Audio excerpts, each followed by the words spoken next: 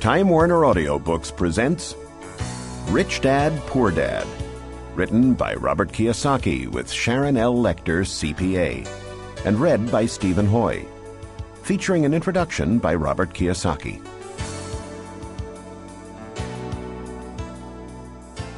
I had two fathers, a rich one and a poor one. One was highly educated and intelligent. He had a PhD and completed 4 years of undergraduate work in less than 2 years. The other father never finished the 8th grade. Both men were successful in their careers, working hard all their lives. Both earned substantial incomes. Yet one struggled financially all his life. The other would become one of the richest men in Hawaii. One died leaving tens of millions of dollars to his family, charities, and his church. The other left bills to be paid. Both men were strong, charismatic, and influential. Both men offered me advice, but they did not advise the same things. Both men believed strongly in education, but did not recommend the same course of study. If I had had only one dad, I would have had to accept or reject his advice. Having two dads advising me offered me the choice of contrasting points of view, one of a rich man and one of a poor man. Instead of simply accepting or rejecting one or the other, I found myself thinking more, comparing, and then choosing for myself. The problem was, the rich man was not rich yet, and the poor man not yet poor. Both were just starting out on their careers, and both were struggling with money and families. But they had very different points of view about the subject of money. For example, one dad would say, "The love of money is the root of all evil." The other, "The lack of money is the root of all evil." As a young boy, having two strong fathers, both influencing me, was difficult. I wanted to be a good son and listen, but the two fathers did not say the same things. The contrast in their points of view, particularly where money was concerned, was so extreme that I grew curious and intrigued. I began to start thinking for long periods of time about what each was saying. Much of my private time was spent reflecting, asking myself questions such as, "Why does he say that?" And then asking the same question of the other dad's statement. It would have been much easier to simply say, "Yeah, he's right, I agree with that," or to simply reject the point of view by saying, "The old man doesn't know what he's talking about." Instead, having two dads whom I love forced me to think and ultimately choose a way of thinking for myself. As a process, choosing to think for myself turned out to be much more valuable in the long run, rather than simply accepting or rejecting a single point of view. One of the reasons the rich get richer, the poor get poorer, and the middle class struggles in debt is because the subject of money is taught at home, not in school. Most of us learn about money from our parents.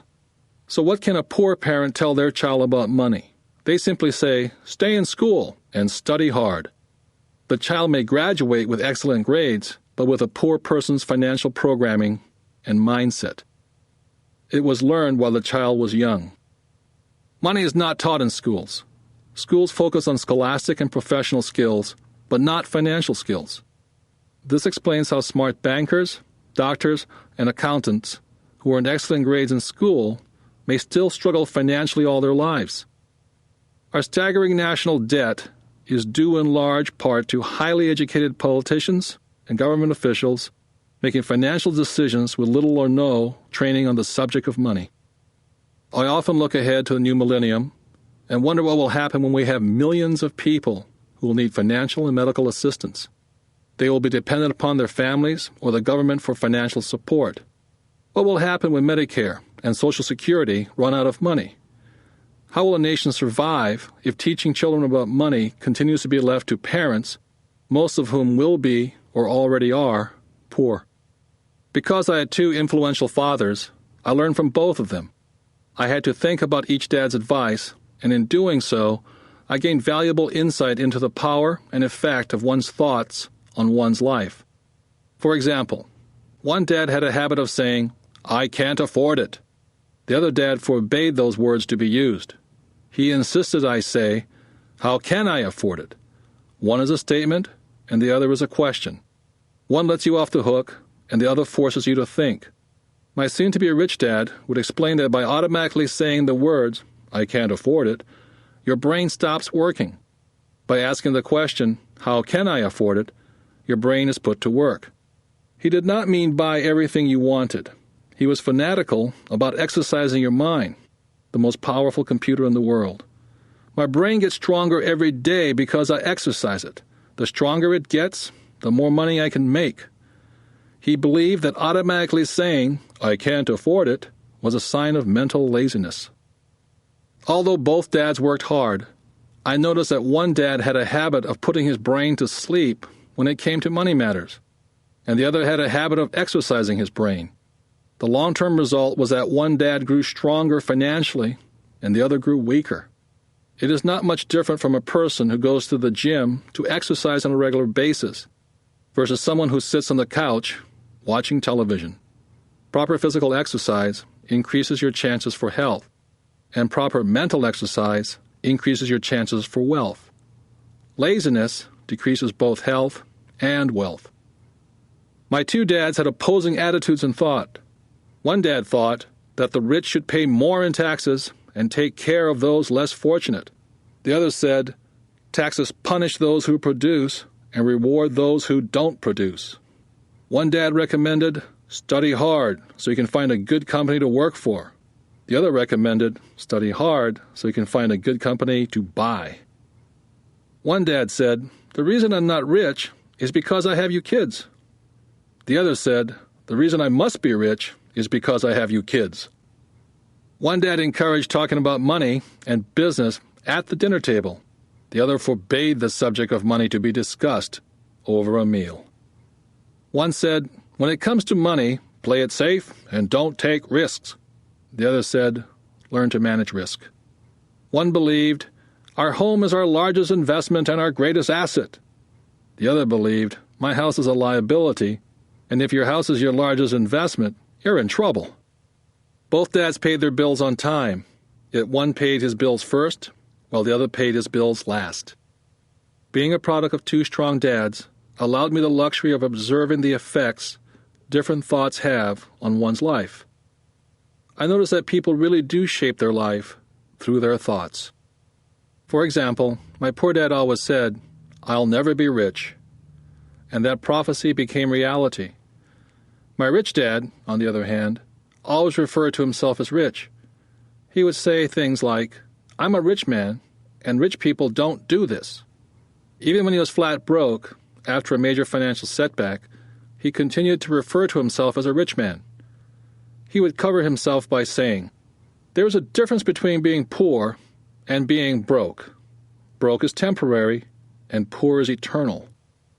My poor dad would also say, I'm not interested in money, or money doesn't matter. My rich dad always said, money is power. The power of our thoughts may never be measured or appreciated, but it became obvious to me as a young boy to be aware of my thoughts and how I expressed myself. I noticed that my poor dad was poor not because of the amount of money he earned, which was significant, but because of his thoughts and his actions. As a young boy, having two fathers, I became acutely aware of being careful which thoughts I chose to adopt as my own. Whom should I listen to? My rich dad or my poor dad? Although both men had tremendous respect for education and learning, they disagreed in what they thought was important to learn. One wanted me to study hard, earn a degree, and get a good job to work for money.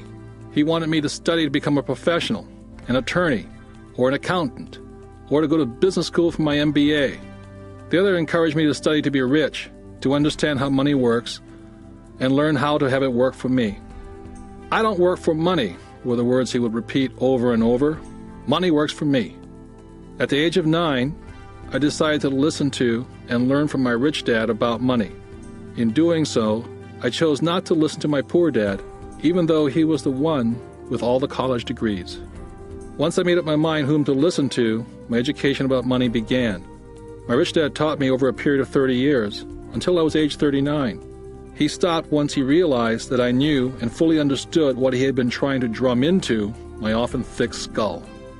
Money is one form of power, but what is more powerful is financial education. Money comes and goes.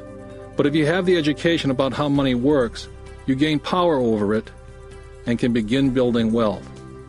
The reason positive thinking alone does not work is because most people went to school and never learned how money works, so they spend their lives working for money.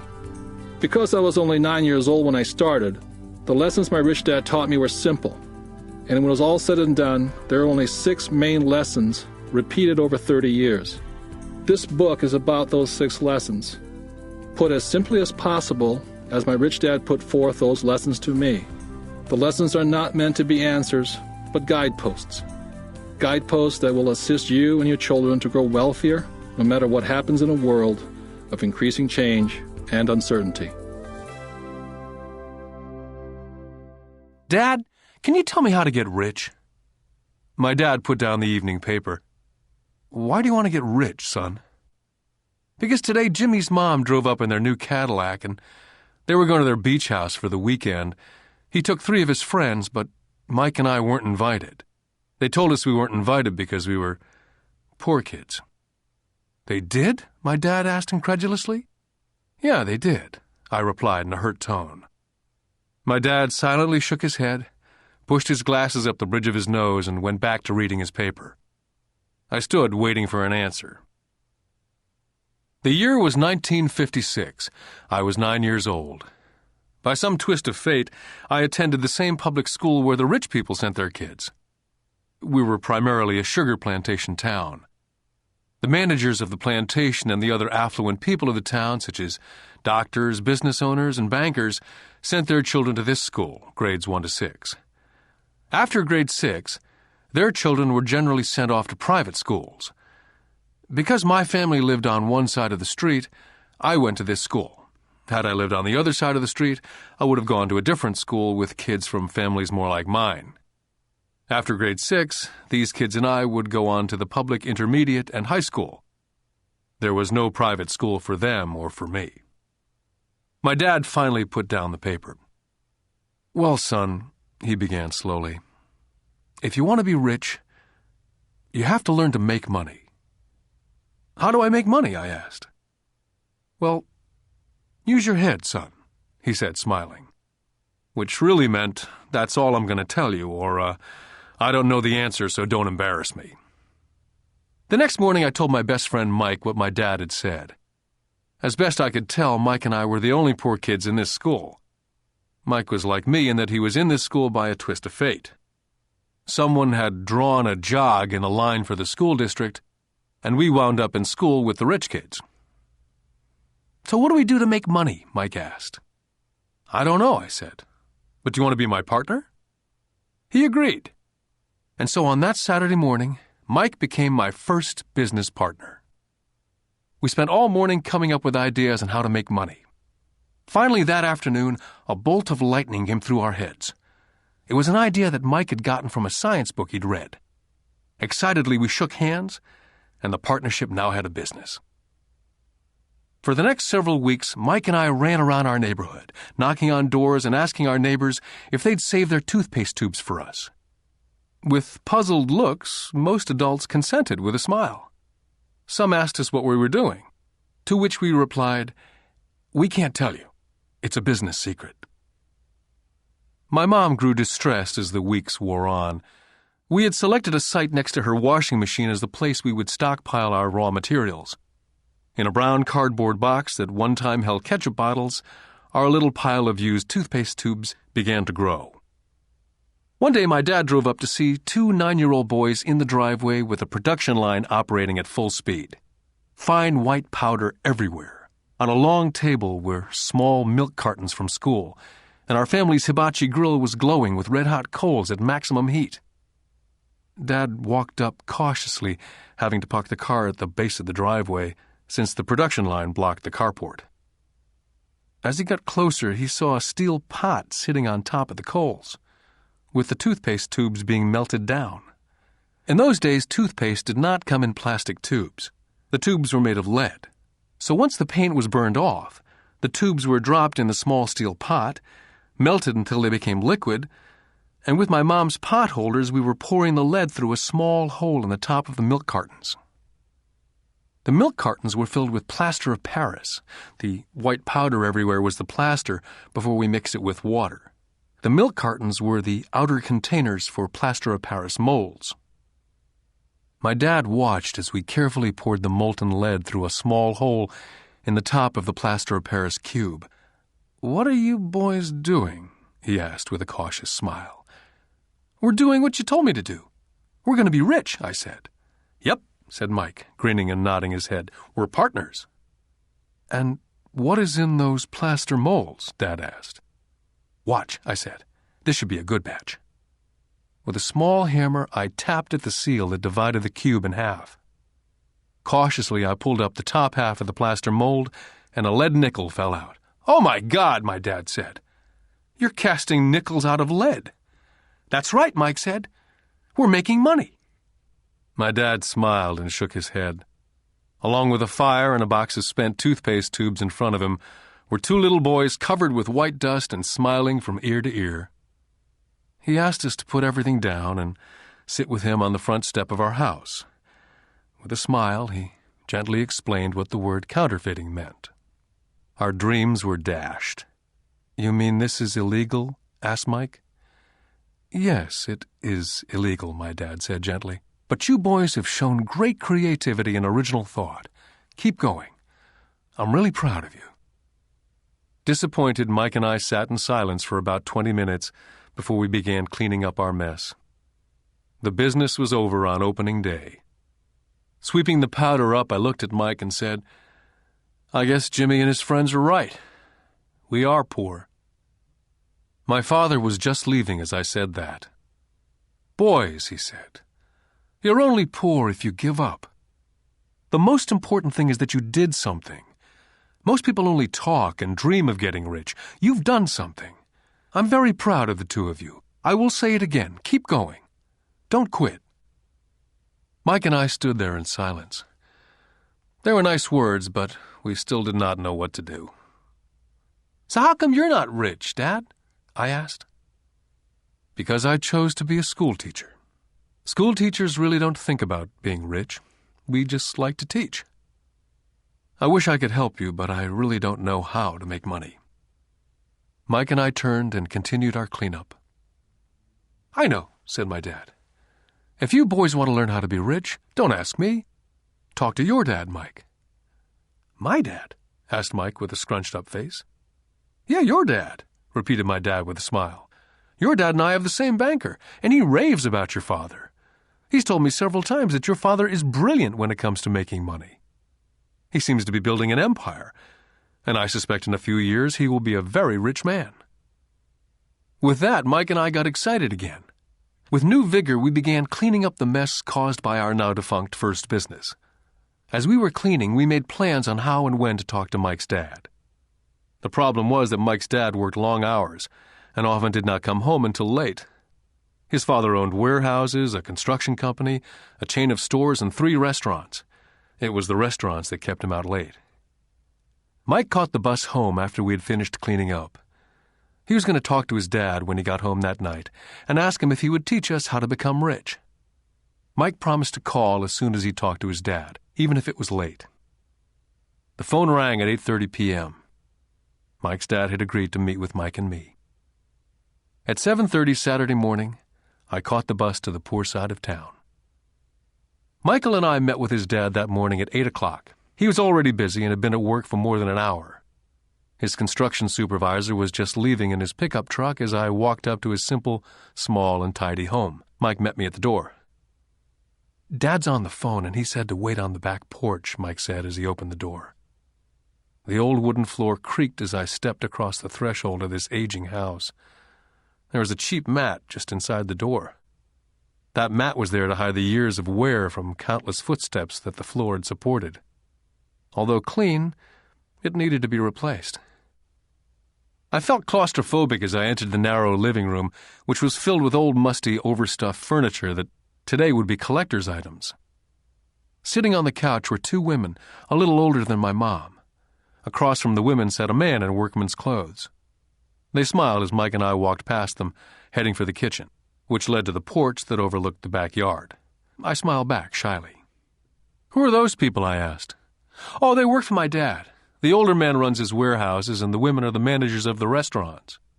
And you saw the construction supervisor who's working on a road project about 50 miles from here. His other supervisor, who's building a tract of houses, had already left before you got here. Does this go on all the time? I asked. Not always, but quite often, said Mike, smiling as he pulled up a chair to sit down next to me. I asked him if he'd teach us to make money, Mike said. Oh? And what did he say to that? I asked with cautious curiosity. Well, he had a funny look on his face at first, and then he said he would make us an offer. Oh, I said, rocking my chair back against the wall. I sat there perched on 2 rear legs of the chair. Mike did the same thing. Suddenly, Mike's dad burst through the rickety screen door and onto the porch. Mike and I jumped to our feet, not out of respect, but because we were startled. Ready, boys? Mike's dad asked as he pulled up a chair to sit down with us. We nodded our heads as we pulled our chairs away from the wall to sit in front of him. He was a big man, about 6 feet tall and 200 pounds. Mike says that you want to learn how to make money. Is that correct, Robert? I nodded my head quickly, but with a little intimidation. He had a lot of power behind his words and smile. Okay, here's my offer. I'll teach you, but I won't do it classroom style. You work for me, and I'll teach you. You don't work for me, I don't teach you.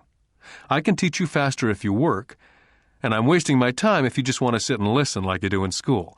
That's my offer. Take it or leave it. May I ask a question first? I asked. Nope, take it or leave it. I've got too much work to do to waste my time. If you can't make up your mind decisively, then you'll never learn to make money anyway. Take it, I said. Take it, said Mike. Good, said Mike's dad. Mrs. Martin will be by in 10 minutes.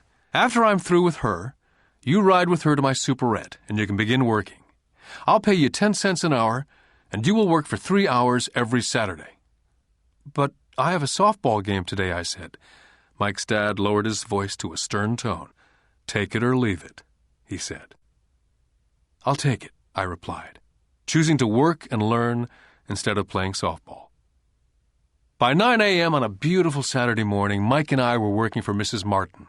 She was a kind and patient woman. She always said that Mike and I reminded her of her 2 sons who were grown and gone. Although kind, she believed in hard work, and she kept us working. She was a taskmaster. We spent 3 hours taking canned goods off the shelves, and with a feather duster, brushing each can to get the dust off, and then restacking them neatly. It was excruciatingly boring work. For 3 weeks, Mike and I reported to Mrs. Martin and worked our 3 hours. By noon, our work was over, and she dropped 3 little dimes in each of our hands. Now, even at the age of 9 in the mid-50s, 30 cents was not too exciting. Comic books cost 10 cents back then, so I usually spent my money on comic books and went home. By Wednesday of the 4th week, I was ready to quit. I had agreed to work only because I wanted to learn to make money from Mike's dad. And now I was a slave for 10 cents an hour. On top of that, I had not seen Mike's dad since that first Saturday. I'm quitting, I told Mike at lunchtime.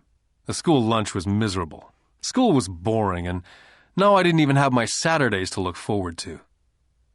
But it was the 30 cents that really got to me. Mike smiled. Dad said this would happen. He said to meet with him when you were ready to quit. What? I said indignantly. He's been waiting for me to get fed up? Sort of, Mike said. Dad's kind of different. He teaches differently from your dad. Your mom and dad lecture a lot. My dad is quiet and a man of few words. You just wait till this Saturday. I'll tell him you're ready. You mean I've been set up? No, not really, but maybe. Dad will explain on Saturday. I was ready to face him, and I was prepared. Even my real dad was angry with him. My real dad, the one I call the poor one, thought that my rich dad was violating child labor laws and should be investigated. My educated dad told me to demand what I deserve, at least 25 cents an hour. My poor dad told me that if I didn't get a raise, I was to quit immediately. At 8 o'clock Saturday morning, I was going through the same rickety door of Mike's house. Take a seat and wait in line, Mike's dad said as I entered. He turned and disappeared into his little office next to a bedroom. I looked around the room and didn't see Mike anywhere. Feeling awkward, I cautiously sat down next to the same two women who were there 4 weeks earlier. They smiled and slid across the couch to make room for me. 45 minutes went by and I was steaming. The two women had met with him and left 30 minutes earlier. An older gentleman was in there for 20 minutes and was also gone. The house was empty, and I sat out in his musty, dark living room on a beautiful, sunny Hawaiian day, waiting to talk to a cheapskate who exploited children. I could hear him rustling around in the office, talking on the phone and ignoring me. I was now ready to walk out, but for some reason I stayed. Finally, 15 minutes later, at exactly 9 o'clock, Rich Dad walked out of his office, said nothing, and signaled with his hand for me to enter his dingy office. "I understand you want a raise or you're going to quit," Rich Dad said as he swiveled in his office chair. "Well, you're not keeping your end of the bargain," I blurted out, nearly in tears. It was really frightening for a 9-year-old boy to confront a grown-up. "You said that you'd teach me if I worked for you." "Well, I've worked for you. I've worked hard. I've given up my baseball games to work for you, and you don't keep your word. You haven't taught me anything. You're a crook like everyone in town thinks you are. You're greedy. You want all the money and don't take care of your employees. You make me wait and don't show me any respect. I'm only a little boy and I deserve to be treated better." Rich Dad rocked back in his swivel chair, hands up to his chin, somewhat staring at me. "Not bad," he said. "In less than a month you sound like most of my employees." "What?" I asked. Not understanding what he was saying, I continued with my grievance. "I thought you were going to keep up your end of the bargain and teach me. Instead, you want to torture me. That's cruel. That's really cruel." "I am teaching you," Rich Dad said quietly. "What have you taught me?" "Nothing," I said angrily. "You haven't even talked to me once since I agreed to work for peanuts. 10 cents an hour, huh? I should notify the government about you. We have child labor laws, you know.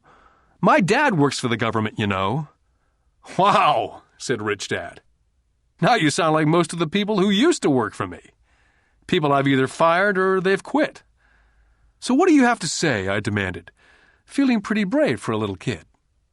"How do you know that I've not taught you anything?" asked Rich Dad calmly. "Well, you've never talked to me.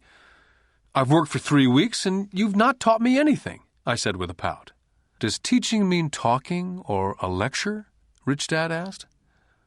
"Well, yes," I replied. "That's how they teach you in school," he said, smiling. "But that is not how life teaches you. And I would say that life is the best teacher of all. Most of the time, life does not talk to you, just sort of pushes you around. Each push is life saying, 'Wake up. There's something I want you to learn.'" I had no idea what he was talking about. Life pushes all of us around. Some give up, others fight. A few learn the lesson and move on.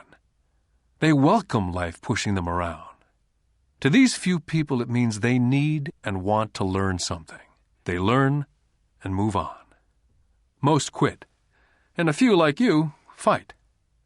Rich Dad stood and shut the creaky old wooden window that needed repair. "If you learn this lesson, you will grow into a wise, wealthy, and happy young man. If you don't, you will spend your life blaming a job, low pay, or your boss for your problems. You'll live life hoping for that big break that'll solve all your money problems." Rich Dad looked over to me to see if I was still listening. His eyes met mine. We stared at each other, streams of communication going between us through our eyes. Finally, I pulled away once I had absorbed his last message. I knew he was right. I was blaming him, and I did ask to learn. I was fighting. Rich Dad continued, "Or if you're the kind of person who has no guts, you just give up every time life pushes you. If you're that kind of person, you'll live all your life playing it safe, doing the right things, saving yourself for some event that never happens. Then you die a boring old man. You'll have lots of friends who'll really like you because you were such a nice, hard-working guy. You spent a life playing it safe, doing the right things. But the truth is, you let life push you into submission. Deep down, you were terrified of taking risks. You really wanted to win, but the fear of losing was greater than the excitement of winning. Deep inside, you and only you will know that you didn't go for it. You chose to play it safe." Our eyes met again. For 10 seconds we looked at each other, only pulling away once the message was received. "You've been pushing me around?" I asked. "Some people might say that," smiled Rich Dad. "I would say that I just gave you a taste of life." "What taste of life?" I asked, still angry but now curious. "You boys are the first people that have ever asked me to teach them how to make money. I have more than 150 employees, and not one of them has asked me what I know about money. They ask me for a job and a paycheck, but never to teach them about money. So most will spend the best years of their lives working for money, not really understanding what it is they're working for." I sat there listening intently. "So when Mike told me about you wanting to learn how to make money, I decided to design a course that was close to real life. Now, I could talk till I was blue in the face, but you wouldn't hear a thing. So I decided to let life push you around a bit so you could hear me. That's why I only paid you 10 cents. "So what is the lesson I learned from working for only 10 cents an hour?" I asked. "That you're cheap and exploit your workers?" Rich Dad laughed heartily. "You'd best change your point of view. Stop blaming me, thinking I'm the problem. If you think I'm the problem, then you have to change me. If you realize that you're the problem, then you can change yourself, learn something, and grow wiser." "But you only pay me 10 cents. "So what are you learning?" Rich Dad asked, smiling. "That you're cheap," I said with a sly grin. "See, you think I'm the problem," said Rich Dad. "But you are. Well, keep that attitude and you learn nothing. Keep the attitude that I'm the problem, and what choices do you have?" "Well, if you don't pay me more or show me more respect and teach me, I'll quit." "Well put," Rich Dad said. And that's exactly what most people do. They quit and go looking for another job, better opportunity, and higher pay, actually thinking that a new job or more pay will solve the problem. In most cases, it won't. "So what will solve the problem?" I asked. "Just take this measly 10 cents an hour and smile?" Rich Dad smiled. "That's what the other people do. Just accept a paycheck, knowing that they and their family will struggle financially. But that's all they do. Waiting for a raise, thinking that more money will solve the problem. Most just accept it, and some take a second job working harder, but again accepting a small paycheck." I sat staring at the floor, beginning to understand the lesson Rich Dad was presenting. I could sense it was a taste of life. Finally, I looked up and repeated the question. "So what will solve the problem?" "This," he said, tapping me gently on the head. "This stuff between your ears." It was at that moment that Rich Dad shared the pivotal point of view that separated him from his employees and my poor dad, and led him to eventually become one of the richest men in Hawaii, while my highly educated but poor dad struggled financially all his life. It was a singular point of view that made all the difference over a lifetime. Rich Dad said over and over this point of view, which I call lesson number 1. The rich don't work for money. On that bright Saturday morning, I was learning a completely different point of view from what I'd been taught by my poor dad. At the age of 9, I grew aware that both dads wanted me to learn. Both dads encouraged me to study, but not the same things. My highly educated dad recommended that I do what he did. "Son, I want you to study hard, get good grades, so you can find a safe, secure job with a big company, and make sure it has excellent benefits." My rich dad wanted me to learn how money works, so I could make it work for me. These lessons I would learn through life with his guidance, not because of a classroom. My rich dad continued my first lesson. "I'm glad you got angry about working for 10 cents an hour. If you'd not gotten angry, and had gladly accepted it, I would have to tell you that I could not teach you. You see, true learning takes energy, passion, a burning desire.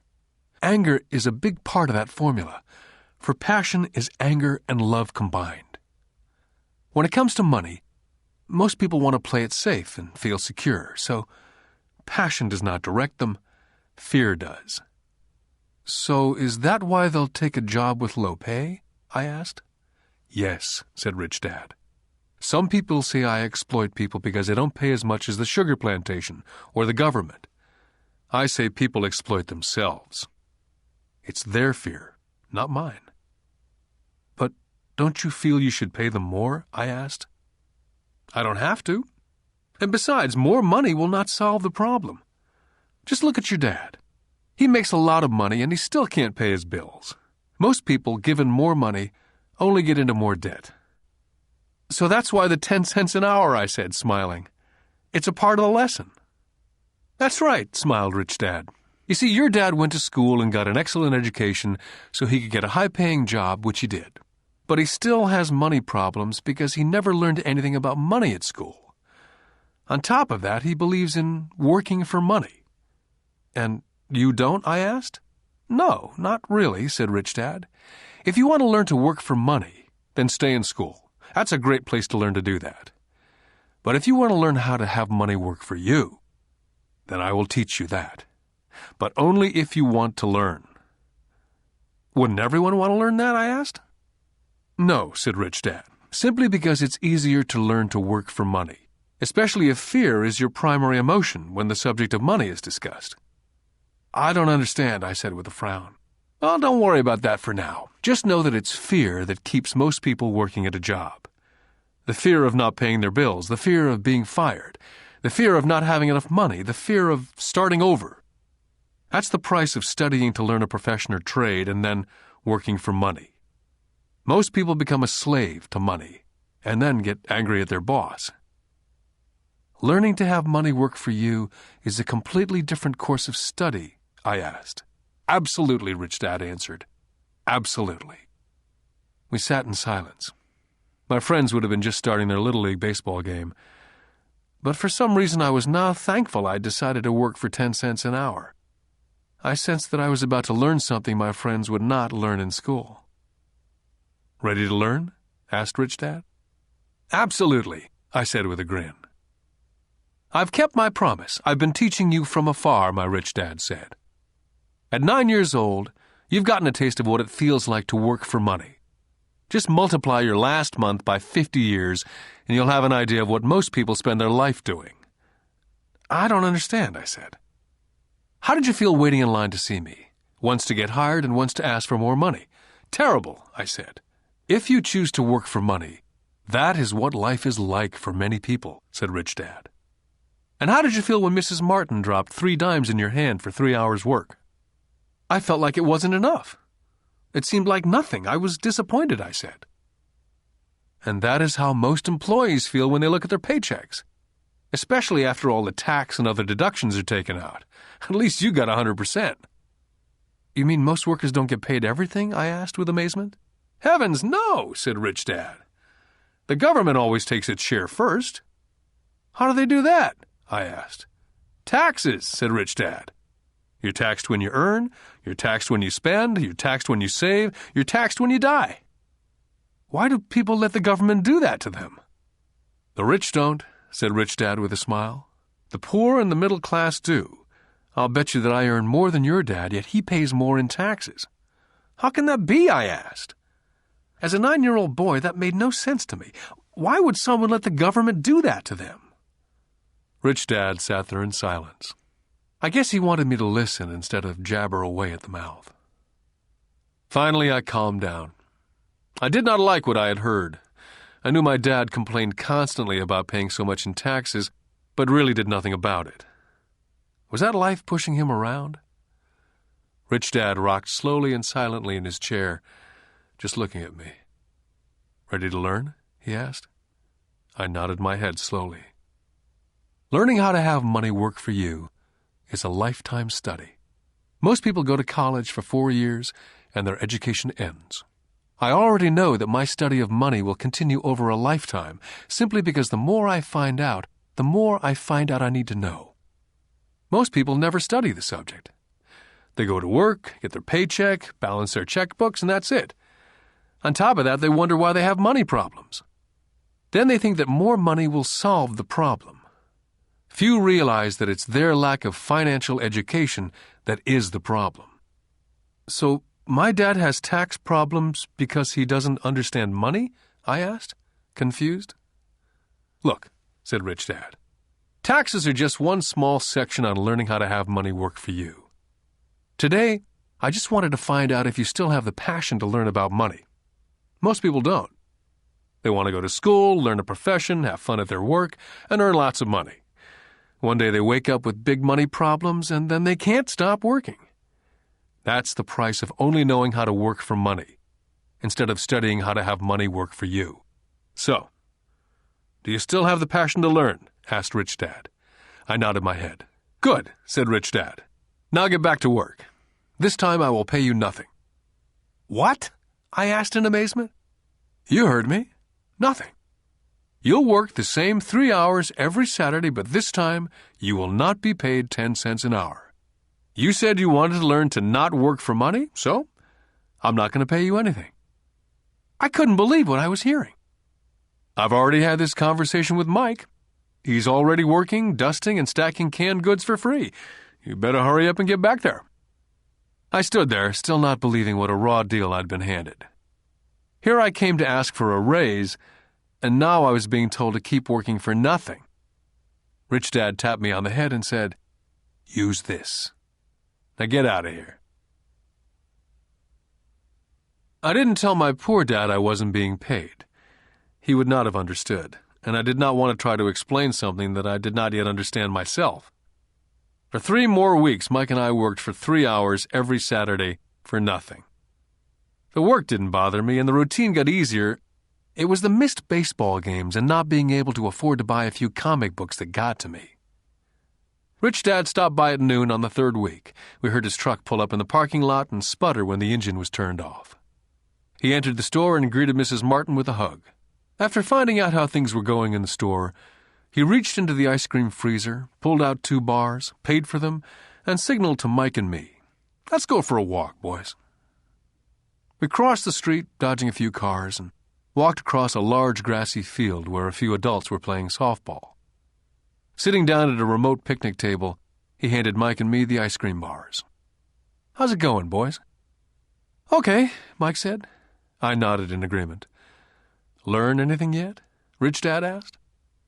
Mike and I looked at each other, shrugged our shoulders, and shook our heads in unison. "Well, you boys had better start thinking. You're staring at one of life's biggest lessons. If you learn the lesson, you'll enjoy a life of great freedom and security.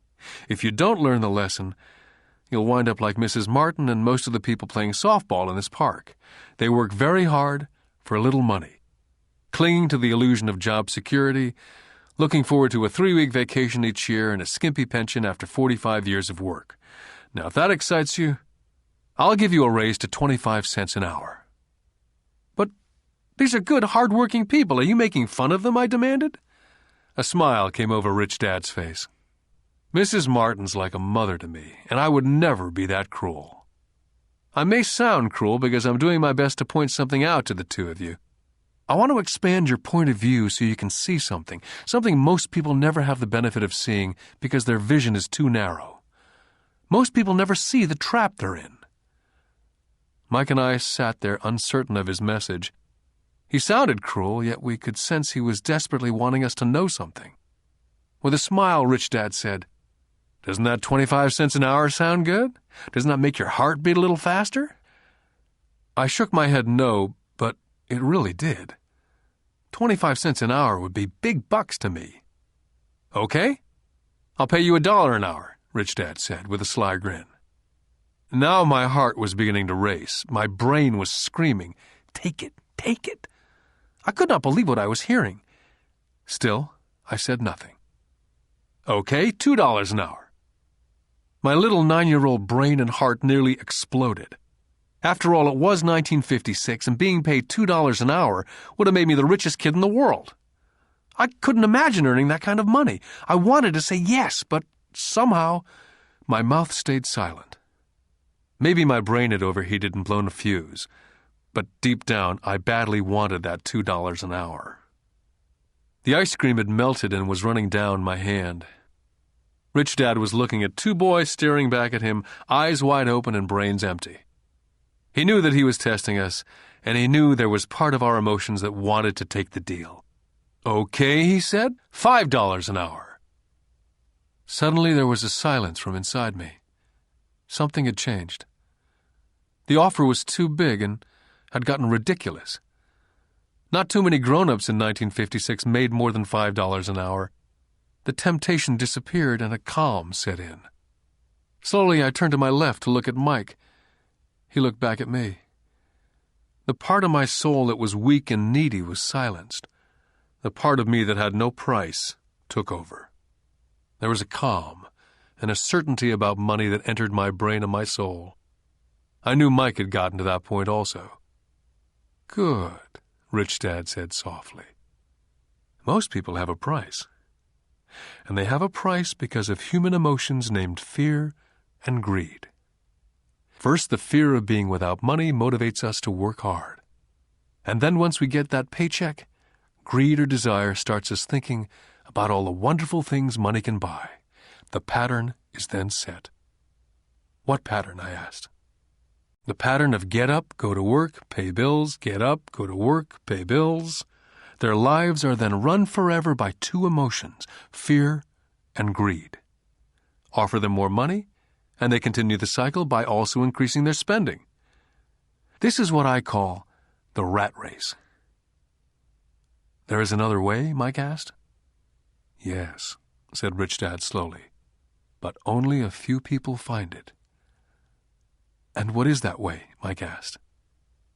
"That's what I hope you boys will find out as you work and study with me. That is why I took away all forms of pay." "Any hints?" Mike asked.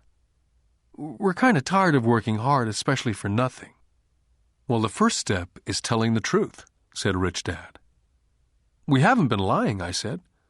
"I did not say you were lying. I said to tell the truth," Rich Dad came back. "The truth about what?" I asked.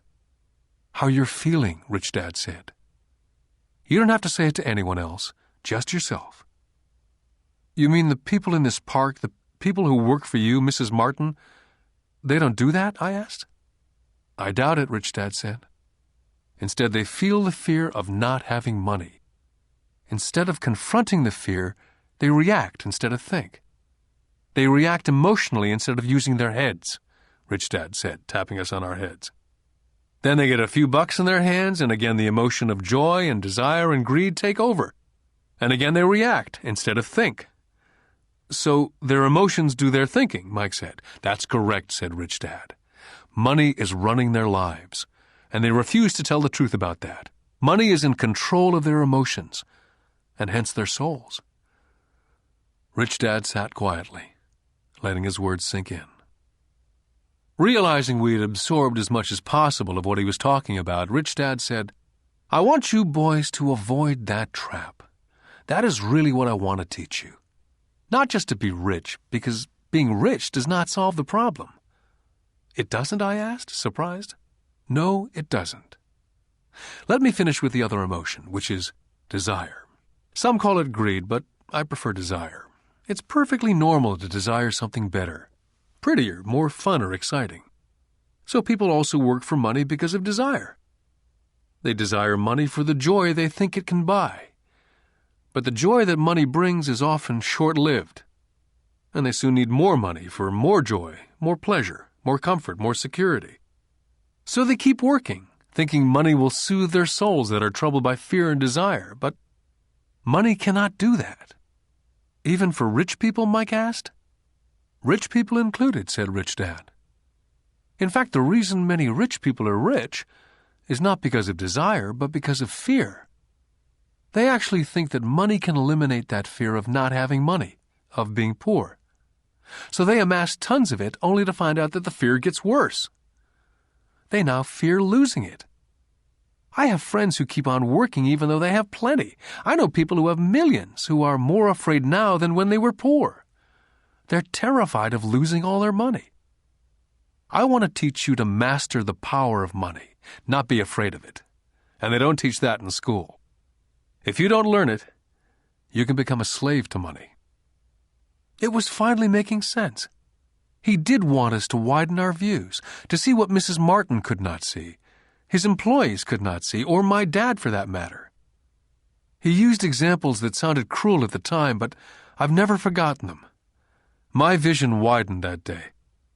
and I could begin to see the trap that lay ahead for most people. You see, we're all employees, ultimately. We just work at different levels, said Rich Dad. I just want you boys to have a chance to avoid the trap. The trap caused by those two emotions, fear and desire. Use them in your favor, not against you. That's what I want to teach you. I'm not interested in just teaching you to make a pile of money. That won't handle the fear or desire. If you don't first handle fear and desire and you get rich, you'll only be a high-paid slave. So how do we avoid the trap? I asked. The main cause of poverty or financial struggle is fear and ignorance, not the economy or the government or the rich. It's self-inflicted fear and ignorance that keeps people trapped. So you boys go to school and get your college degrees. I'll teach you how to stay out of the trap. The pieces of the puzzle were appearing. My highly educated dad had a great education and a great career, but school never told him how to handle money or his fears. It became clear that I could learn different and important things from two fathers. So you've been talking about the fear of not having money. How does the desire of money affect our thinking? Mike asked. How did you feel when I tempted you with a pay raise? Did you notice your desires rising? We nodded our heads. By not giving into your emotions, you were able to delay your reactions and think. That's most important. We will always have emotions of fear and greed. From here on in, it's most important for you to use those emotions to your advantage and for the long term, and not simply let your emotions run you by controlling your thinking. Most people use fear and greed against themselves. That's the start of ignorance. Most people live their lives chasing paychecks, pay raises, and job security because of the emotions of desire and fear, not really questioning where those emotion-driven thoughts are leading them. It's just like the picture of a donkey dragging a cart with its owner dangling a carrot just in front of the donkey's nose. The donkey's owner may be going where he wants to go, but the donkey is chasing an illusion. Tomorrow there will only be another carrot for the donkey. You mean the moment I began to picture a new baseball glove, candy or toys that's like a carrot to a donkey, Mike asked? Yeah. And as you get older, your toys get more expensive. New car, boat, and a big house to impress your friends, said Rich Dad with a smile. Fear pushes you out the door, and desire calls to you, enticing you toward the rocks. That's the trap. So what's the answer? Mike asked. What intensifies fear and desire is ignorance. That's why rich people with lots of money often have more fear the richer they get. Money is the carrot, the illusion. Rich Dad went on to explain that a human's life is a struggle between ignorance and illumination. He explained that once a person stops searching for information and knowledge of oneself, ignorance sets in. That struggle is a moment-to-moment decision to learn to open or close one's mind. Look, school is very, very important. You go to school to learn a skill or a profession so as to be a contributing member of society.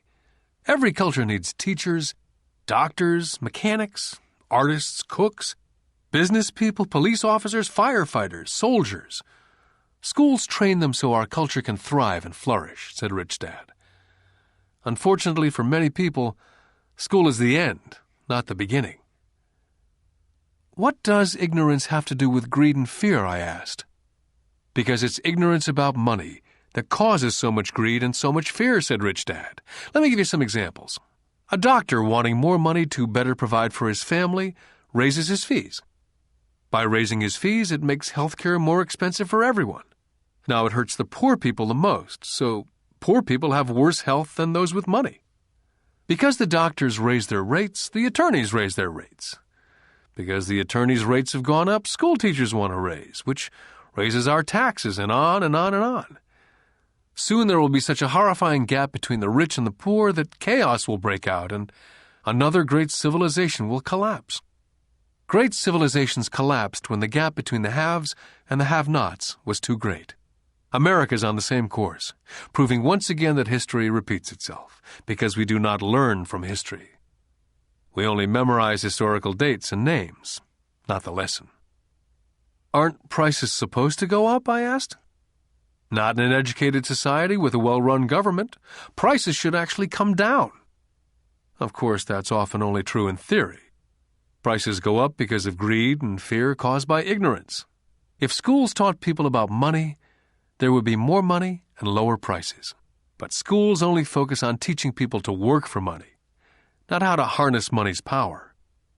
But don't we have business schools, Mike asked? Aren't you encouraging me to go to business school for my master's degree?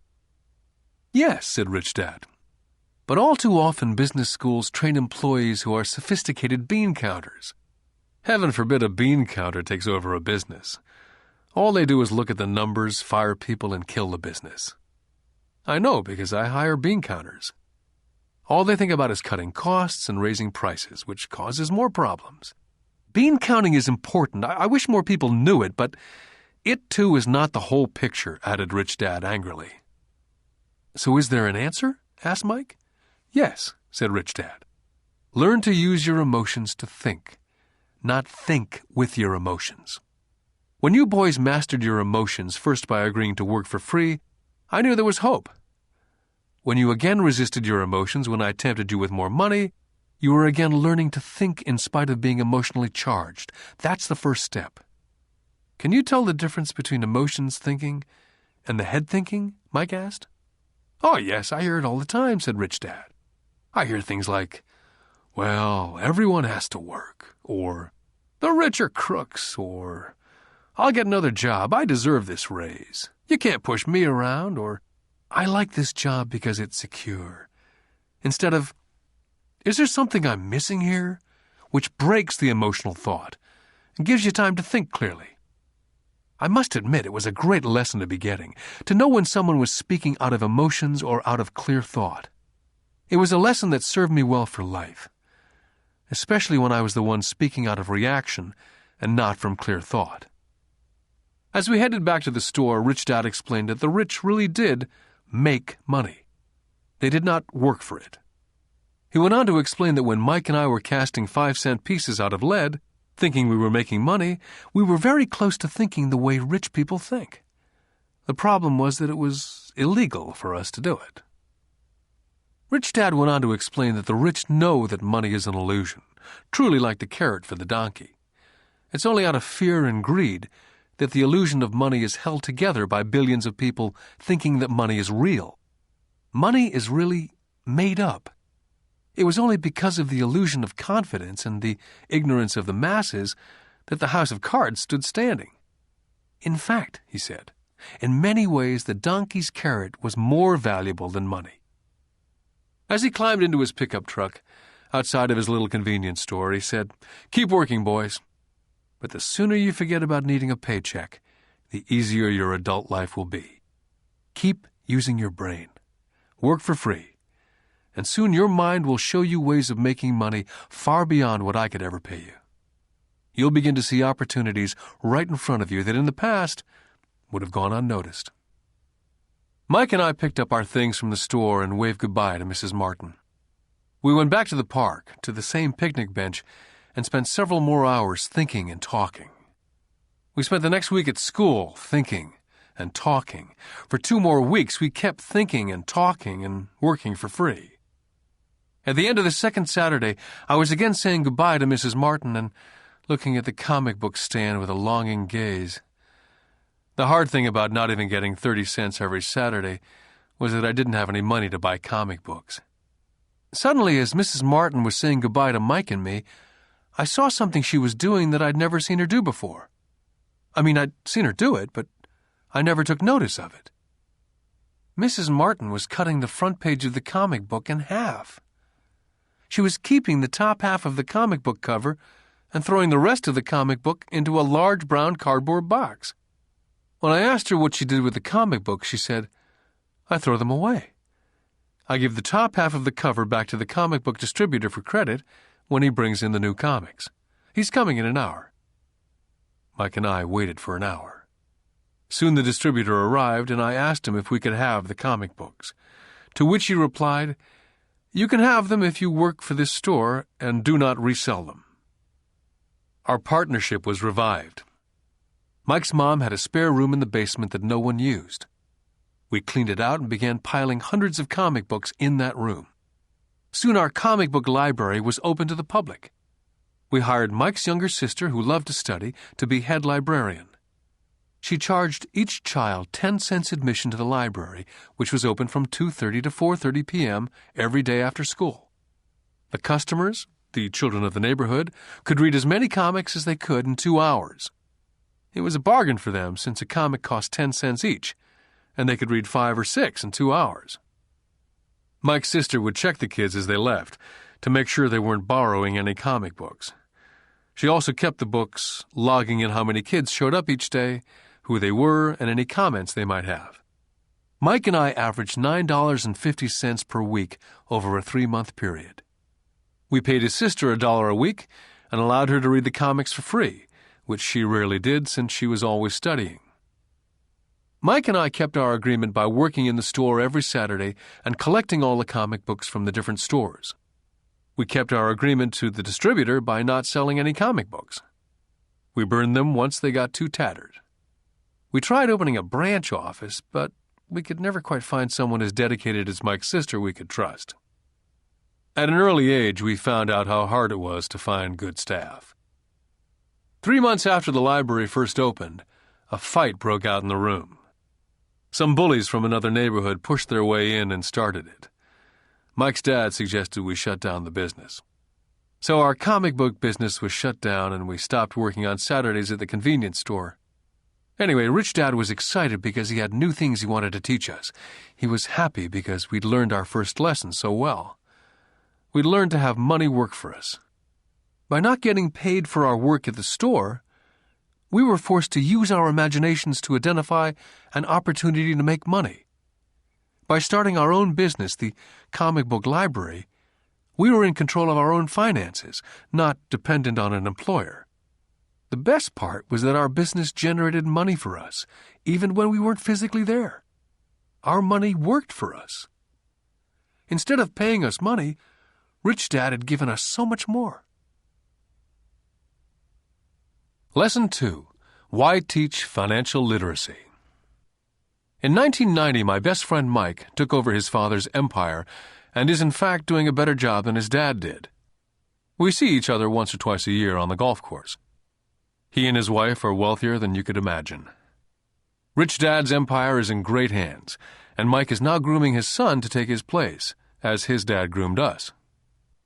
In 1994, I retired at the age of 47, and my wife Kim was 37. Retirement does not mean not working. To my wife and me, it means that, barring unforeseen cataclysmic changes, we can work or not work, and our wealth grows automatically, staying way ahead of inflation. I guess it means freedom. The assets are large enough to grow by themselves. It's like planting a tree. You water it for years, and then one day it doesn't need you anymore. Its roots have gone down deep enough. Then the tree provides shade for your enjoyment. Mike chose to run the empire, and I chose to retire. Whenever I speak to groups of people, they often ask what I would recommend, or what could they do? How do they get started? Is there a good book I'd recommend? What is the secret to success? I simply say to them what my rich dad said back to me when I was a little kid. If you want to be rich, you need to be financially literate. That idea was drummed into my head every time we were together. As I said, my educated dad stressed the importance of reading books, while my rich dad stressed the need to master financial literacy. If you're going to build the Empire State Building, the first thing you need to do is dig a deep hole and pour a strong foundation.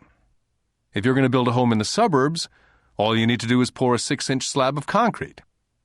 Most people, in their drive to get rich, are trying to build an Empire State Building on a 6-inch slab. Our school system, having been created in the agrarian age, believes in homes with no foundation dirt floors are still the rage. So kids graduate from school with virtually no financial foundation. One day, sleepless and deep in debt in suburbia, living the American dream, they decide that the answer to their financial problems is to find a way to get rich quick. Construction on the skyscraper begins. It goes up quickly, and soon, instead of the Empire State Building, we have the Leaning Tower of suburbia. The sleepless nights return. As for Mike and me in our adult years, both of our choices were possible, because we were taught to pour a strong financial foundation when we were just kids. Now, accounting is possibly the most boring subject in the world. It also could be the most confusing. But if you want to be rich, long term, it could be the most important subject. The question is, how do you take a boring and confusing subject and teach it to kids? The answer is, make it simple. My rich dad poured a strong financial foundation for Mike and me. Since we were just kids, he created a simple way to teach us. For years, he only drew pictures and used words. Mike and I understood the simple drawings, the jargon, the movement of money. And then in later years, Rich Dad began adding numbers. Most importantly, you must know the difference between an asset and a liability, and buy assets. If you want to be rich, this is all you need to know. It is rule number 1. It is the only rule. This may sound absurdly simple, but most people have no idea how profound this rule is. Most people struggle financially because they do not know the difference between an asset and a liability. Rich people acquire assets. The poor and middle class acquire liabilities, but they think they are assets.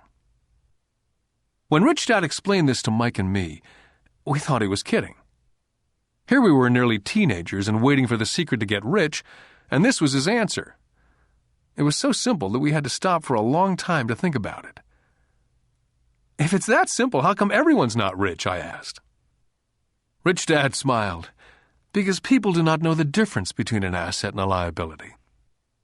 I remember asking, how could adults be so silly? If it's that simple, if it's that important, why would everyone not want to find out? It took our Rich Dad only a few minutes to explain what assets and liabilities were. To teach preteen boys, Rich Dad kept everything simple, using as many pictures as possible, as few words as possible, and no numbers for years. My Rich Dad simply drew a vertical box with a line through the middle. The top half was for income, and the bottom half was for expenses. Then beneath that box, he drew another box horizontally, which he divided into a left half for assets and a right half for liabilities. The income statement, often called a profit and loss statement, measures income and expenses, money in or money out. The second set of boxes is the balance sheet. It's called that because it's supposed to balance assets against liabilities. That relationship is vital to understand. The primary cause of financial struggle is simply not knowing the difference between an asset and a liability. The cause of the confusion is found in the definition of the two words. If you want a lesson in confusion, simply look up the words asset and liability in the dictionary. So my Rich Dad simply told two young boys the following. An asset is something that puts money in my pocket. A liability is something that takes money out of my pocket.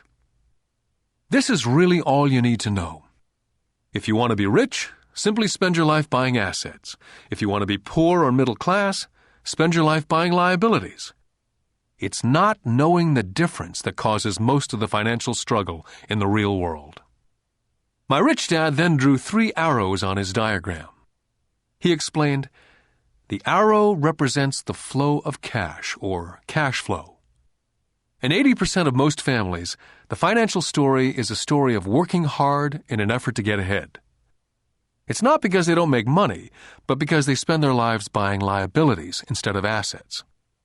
The first arrow showed the cash flow pattern of a poor person or a young person still at home. The arrow goes into the income box from a job or salary. It then continues into the expense box. Expenses include taxes, rent, and everyday living expenses. It flows out the expense box and is gone. The second arrow Rich Dad drew represented the cash flow pattern of a middle-class person. The arrow flows from a job into the income box. It then flows into the liabilities box. Most middle-class people acquire many liabilities, such as a mortgage, a car loan, and credit card debt. From the liabilities box, it flows to the expense box, where the monthly payments are made for the liabilities as well as taxes and living expenses. From there it flows out the expense box and is gone.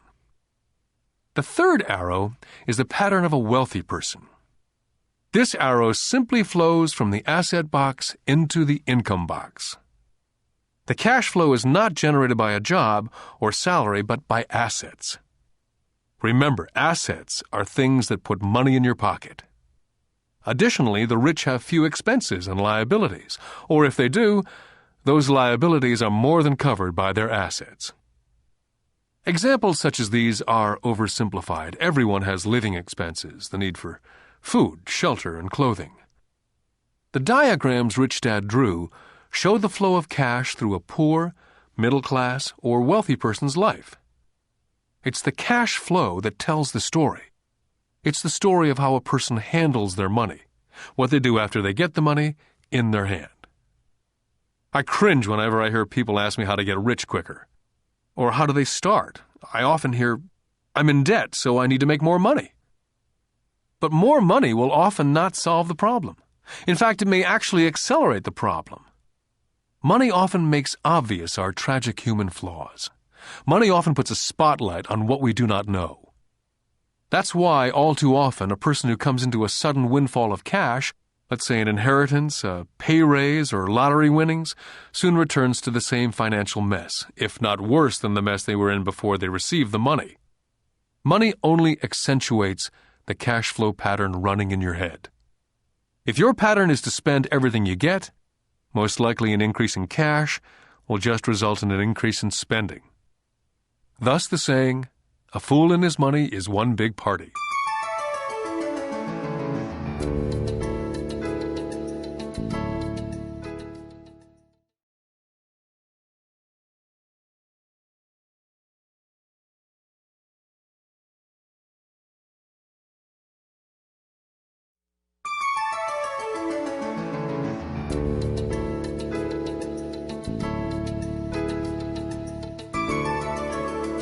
Because students leave school without financial skills, millions of educated people pursue their profession successfully, but later find themselves struggling financially.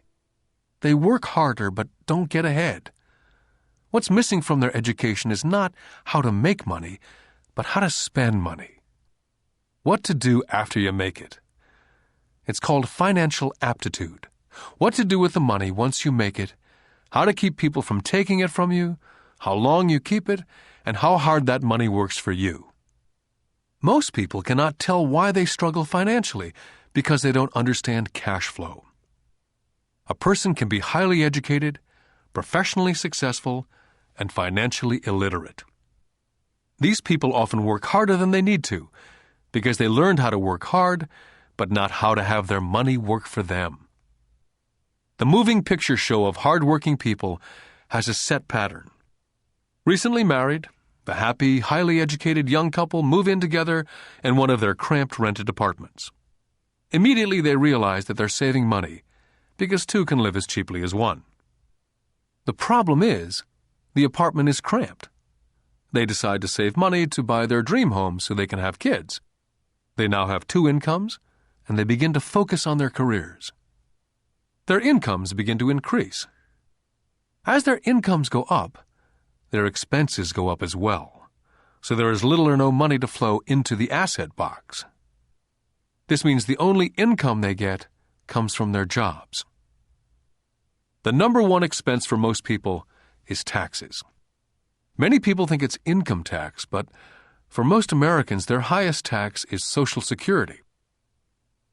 As an employee, it appears as if the Social Security tax, combined with the Medicare tax rate, is roughly 7.5%. But it's really 15%, since the employer must match the Social Security amount. In essence, it is money the employer cannot pay you.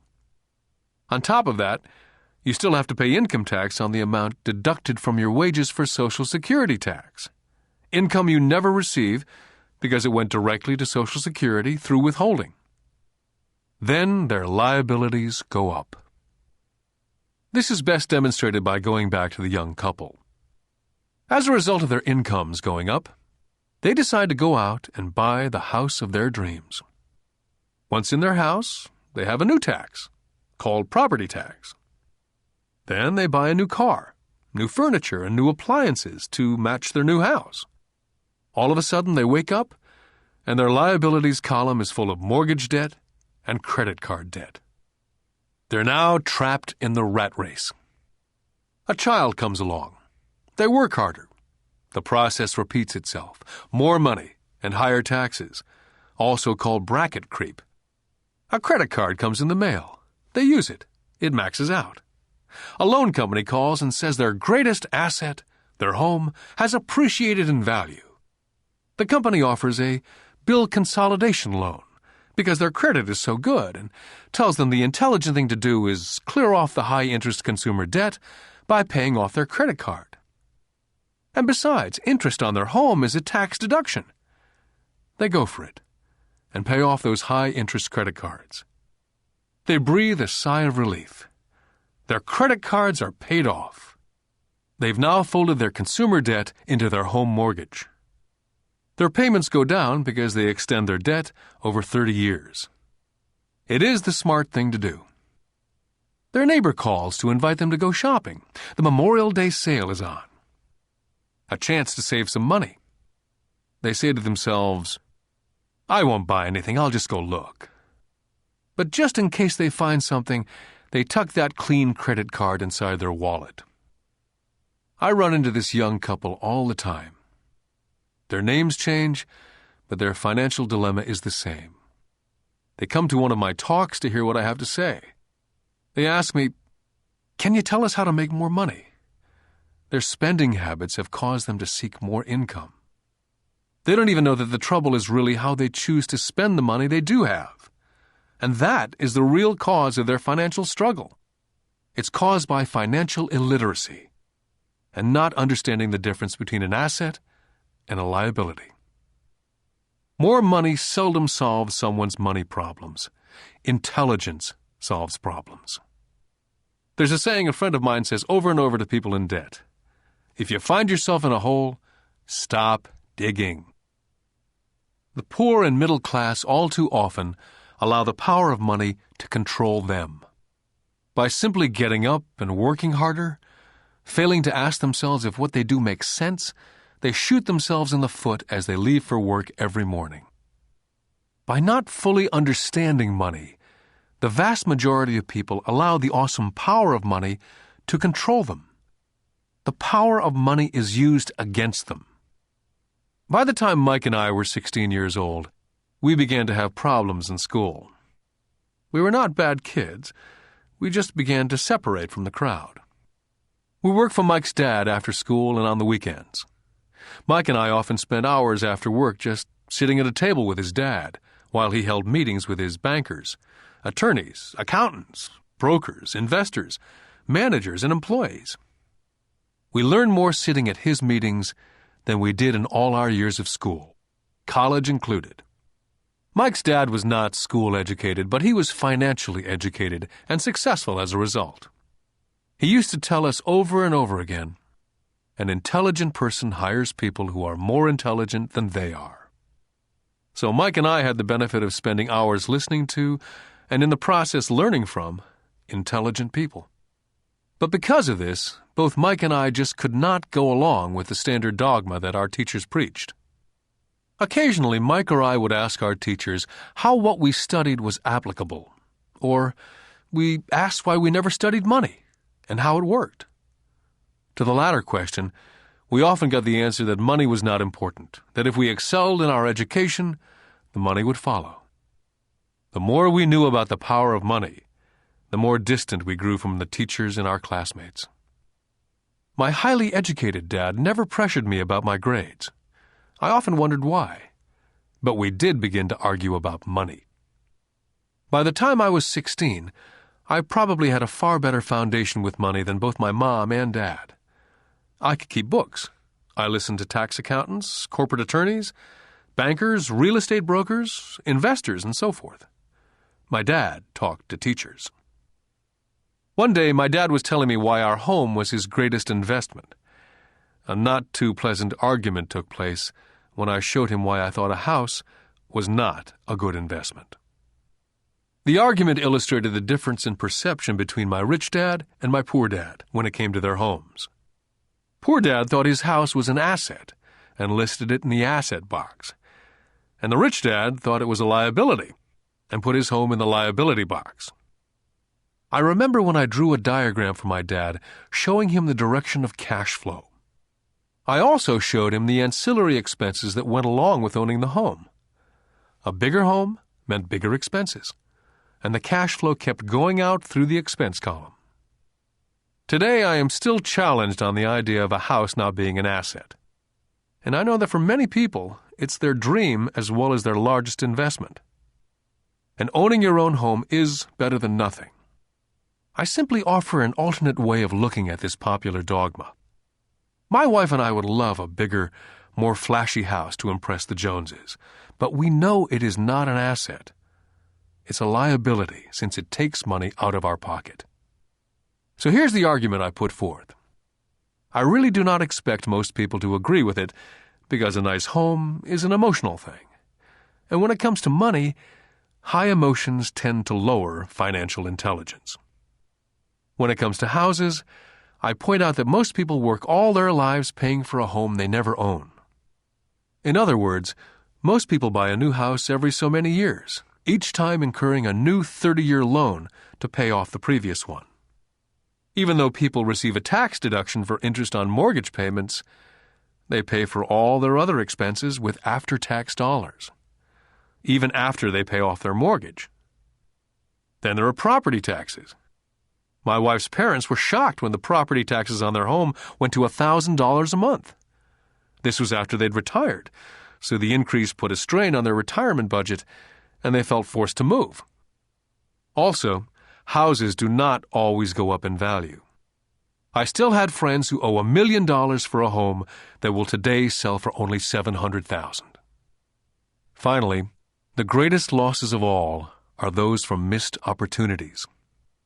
If all your money is tied up in your house, you may be forced to work harder because your money continues blowing out of the expense column instead of adding to the asset column.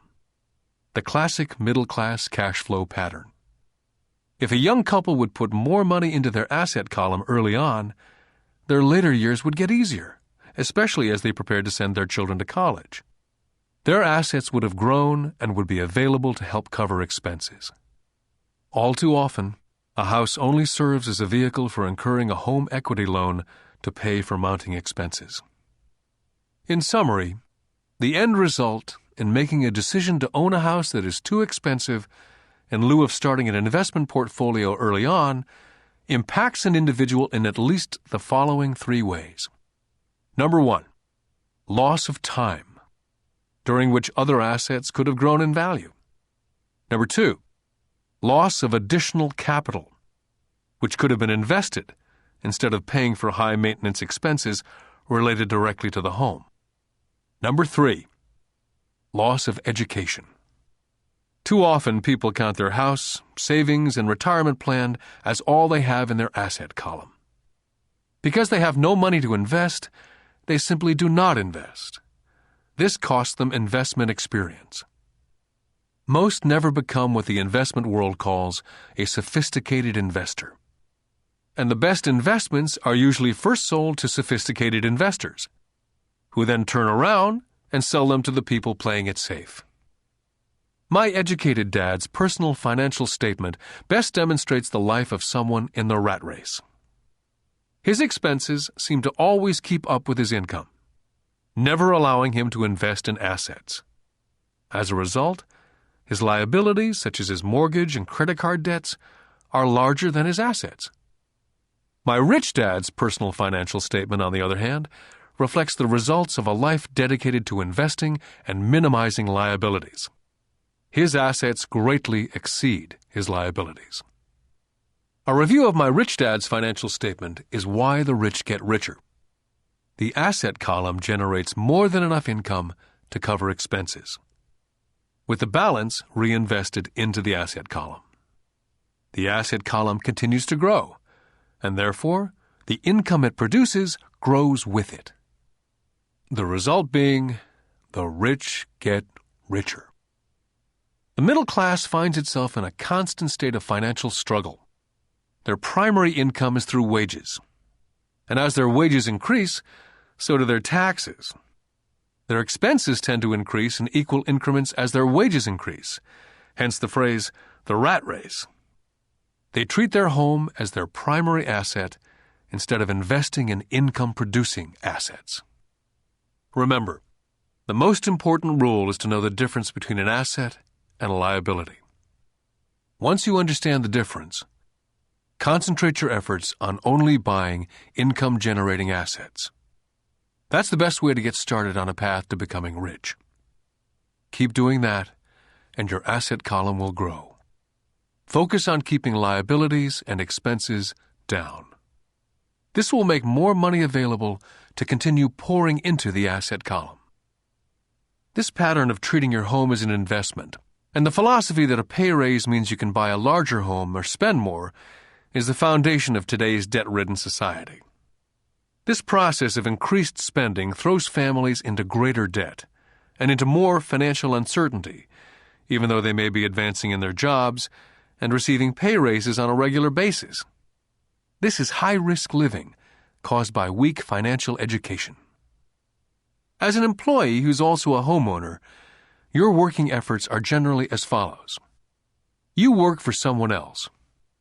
Most people, working for a paycheck, are making the owner or the shareholders richer. Your efforts and success will help provide for the owner's success and retirement. Next, you work for the government. The government takes its share from your paycheck before you even see it. By working harder, you simply increase the amount of taxes taken by the government. Most people work from January to May just for the government. And finally, you work for the bank. After taxes, your next largest expense is usually your mortgage and credit card debt. The problem with simply working harder is that each of these three levels takes a greater share of your increased efforts. You need to learn how to have your increased efforts benefit you and your family directly. Once you've decided to concentrate on minding your own business, how do you set your goals? For most people, they must keep their profession and rely on their wages to fund their acquisition of assets. As their assets grow, how do they measure the extent of their success? When does someone realize that they are rich, that they have wealth? As well as having my own definitions for assets and liabilities, I also have my own definition for wealth. Actually, I borrowed it from a man named Buckminster Fuller. Some people call him a quack, and others call him a living genius. Years ago, he got all the architects buzzing because he applied for a patent in 1961 for something called a geodesic dome. But in the application, Fuller also said something about wealth. It was pretty confusing at first, but after reading it for a while, it began to make some sense. Wealth is a person's ability to survive so many number of days forward. Or, if I stopped working today, how long could I survive? Unlike net worth, the difference between your assets and liabilities, which is often filled with a person's expensive junk and opinions of what things are worth, this definition creates the possibility for developing a truly accurate measurement. I could now measure and really know where I was in terms of my goal to become financially independent. Although net worth often includes these non-cash producing assets like stuff you bought that now sits in your garage, wealth measures how much money your money is making, and therefore your financial survivability. Wealth is the measure of the cash flow from the asset column compared with the expense column. Let's use an example. Let's say I have a cash flow from my asset column of $1,000 a month, and I have monthly expenses of $2,000. What's my wealth? Let's go back to Buckminster Fuller's definition. Using his definition, how many days forward can I survive? And let's assume a 30-day month. By that definition, I have enough cash flow for half a month. When I have achieved $2,000 a month cash flow from my assets, then I will be wealthy. I now have income generated from assets each month that fully covers my monthly expenses. If I want to increase my expenses, I first must increase my cash flow from assets to maintain this level of wealth. Take notice that it's at this point that I am no longer dependent on my wages. I have focused on and been successful in building an asset column that's made me financially independent. If I quit my job today, I would be able to cover my monthly expenses with the cash flow from my assets. My next goal would be to have the excess cash flow from my assets reinvested into the asset column. The more money that goes into my asset column, the more my asset column grows. The more my assets grow, the more my cash flow grows. And as long as I keep my expenses less than the cash flow from these assets, I will grow richer, with more and more income from sources other than my physical labor. As this reinvestment continues, I am well on my way to being rich. The actual definition of rich is in the eye of the beholder. You can never be too rich. Just remember this simple observation. The rich buy assets, the poor only have expenses. The middle class buys liabilities they think are assets. So how do I start minding my own business? What's the answer? Listen to the founder of McDonald's. Lesson 3. Mind your own business. In 1974, Ray Kroc, the founder of McDonald's, was asked to speak at the MBA class at the University of Texas at Austin. A dear friend of mine, Keith Cunningham, was a student in that MBA class. After a powerful and inspiring talk, the class adjourned, and the students asked Ray if he would join them at their favorite hangout to have a few beers. Ray graciously accepted. "What business am I in?" Ray asked, once the group had all their beers in hand. Everyone laughed, said Keith. Most of the MBA students thought Ray was just fooling around. No one answered, so Ray asked the question again. "What business do you think I'm in?" The students laughed again. And finally one brave soul yelled out, "Ray, who in the world does not know that you're in the hamburger business?" Ray chuckled. "That's what I thought you'd say." He paused, and then quickly said, "Ladies and gentlemen, I'm not in the hamburger business. My business is real estate." McDonald's today is the largest single owner of real estate in the world, owning even more than the Catholic Church. Today, McDonald's owns some of the most valuable intersections and street corners in America, as well as in other parts of the world. Keith said it was one of the most important lessons in his life. Today, Keith owns car washes, but his business is the real estate under those car washes. The previous chapter ended with a statement illustrating that most people work for everyone but themselves. They work first for the owners of the company, then for the government through taxes, and finally for the bank that owns their mortgage. As a young boy, we did not have a McDonald's nearby. Yet my rich dad was responsible for teaching Mike and me the same lesson that Ray Kroc talked about at the University of Texas. It is secret number 3 of the rich. The secret is, mind your own business. Financial struggle is often directly the result of people working all their life for someone else. Many people will have nothing at the end of their working days. Our current educational system focuses on preparing today's youth to get good jobs by developing scholastic skills. Their lives will revolve around their wages, or, as described earlier, their income column. And after developing scholastic skills, they go on to higher levels of schooling to enhance their professional abilities. They study to become engineers, scientists, cooks, police officers, artists, writers, and so on. These professional skills allow them to enter the workforce and work for money. There's a big difference between your profession and your business. Often I ask people, "What's your business?" And they will say, "Oh, I'm a banker." Then I ask them if they own the bank. And they usually respond, "No, I work there." In that instance, they've confused their profession with their business.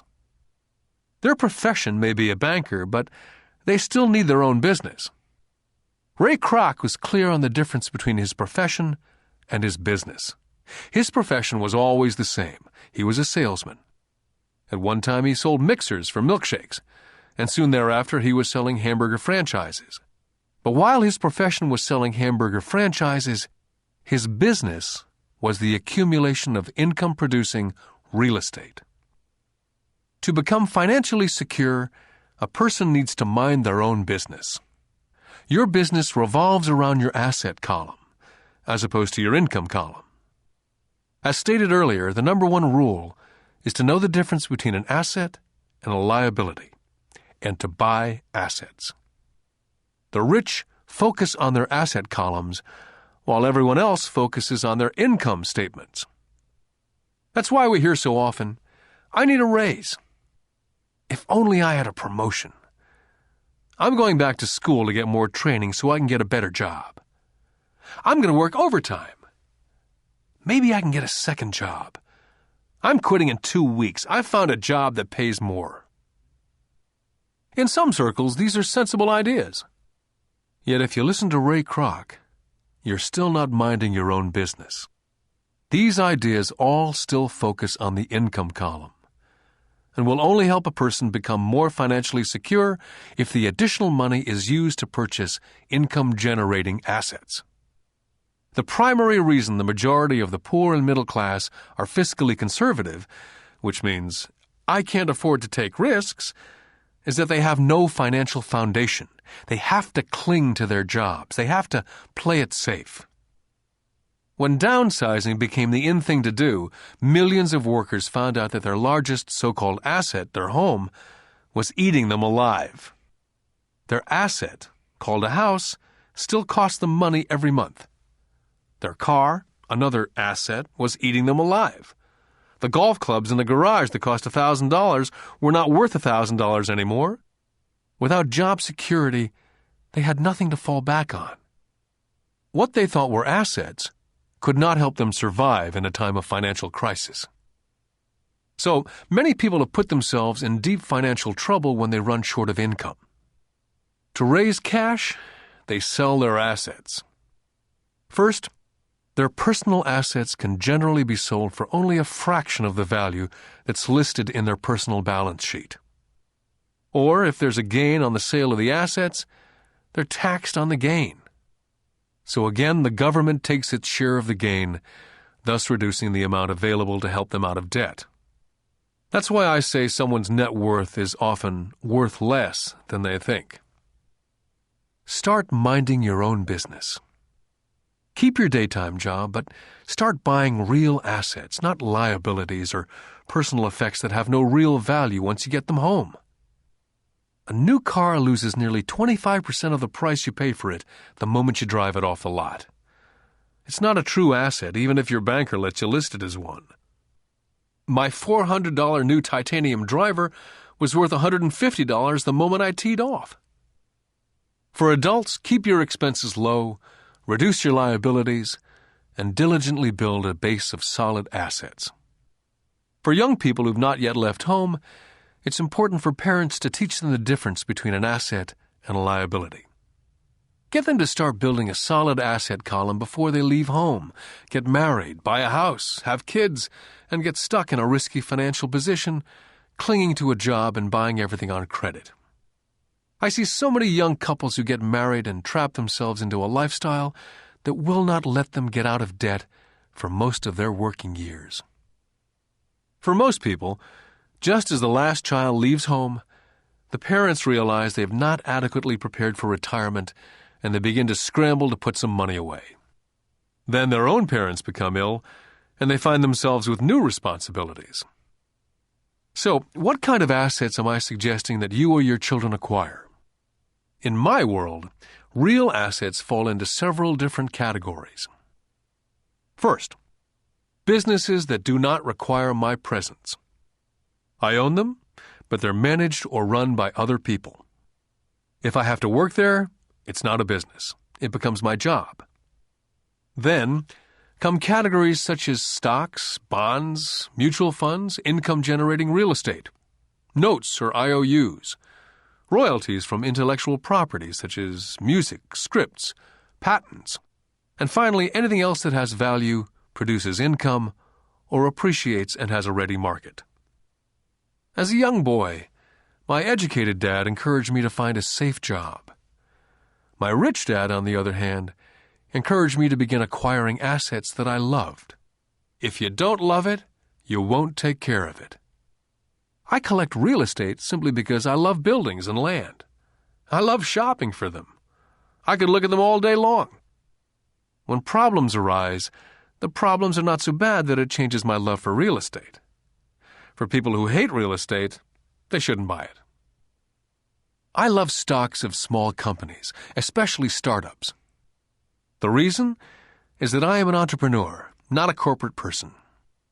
In my early years, I worked in large organizations such as Standard Oil of California, the U.S. Marine Corps, and Xerox Corporation.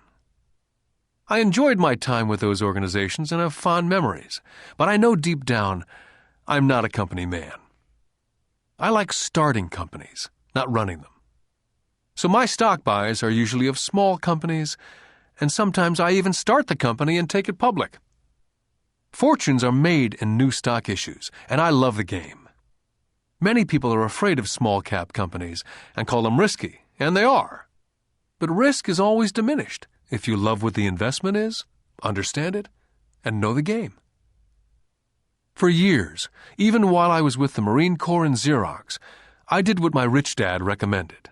I kept my daytime job, but I still minded my own business. I was active in my asset column. I traded real estate and small stocks. Rich Dad always stressed the importance of financial literacy. The better I was at understanding the accounting and cash management, the better I would be at analyzing investments and eventually starting and building my own company. I would not encourage anyone to start a company unless they really want to. Knowing what I know about running a company, I would not wish that task on anyone. There are times when people cannot find employment where starting a company is a solution for them. The odds are against success. 9 out of 10 companies fail in 5 years. Of those that survive the first 5 years, 9 out of every 10 of those eventually fail as well. So only if you really have the desire to own your own company do I recommend it. Otherwise, keep your daytime job and mind your own business. When I say mind your own business, I mean to build and keep your asset column strong. Once a dollar goes into it, never let it come out. Think of it this way. Once a dollar goes into your asset column, it becomes your employee. The best thing about money is that it works 24 hours a day and can work for generations. Keep your daytime job, be a great, hard-working employee, but keep building that asset column. As your cash flow grows, you can buy some luxuries.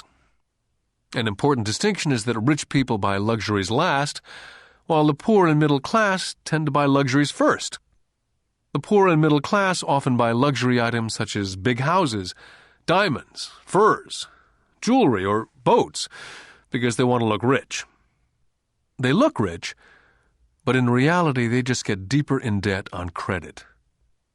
The old money people, the long-term rich, built their asset column first.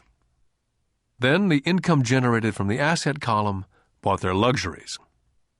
The poor and middle class buy luxuries with their own sweat, blood, and children's inheritance. A true luxury is a reward for investing in and developing a real asset. For example, when my wife and I had extra money coming from our apartment houses, she went out and bought her Mercedes.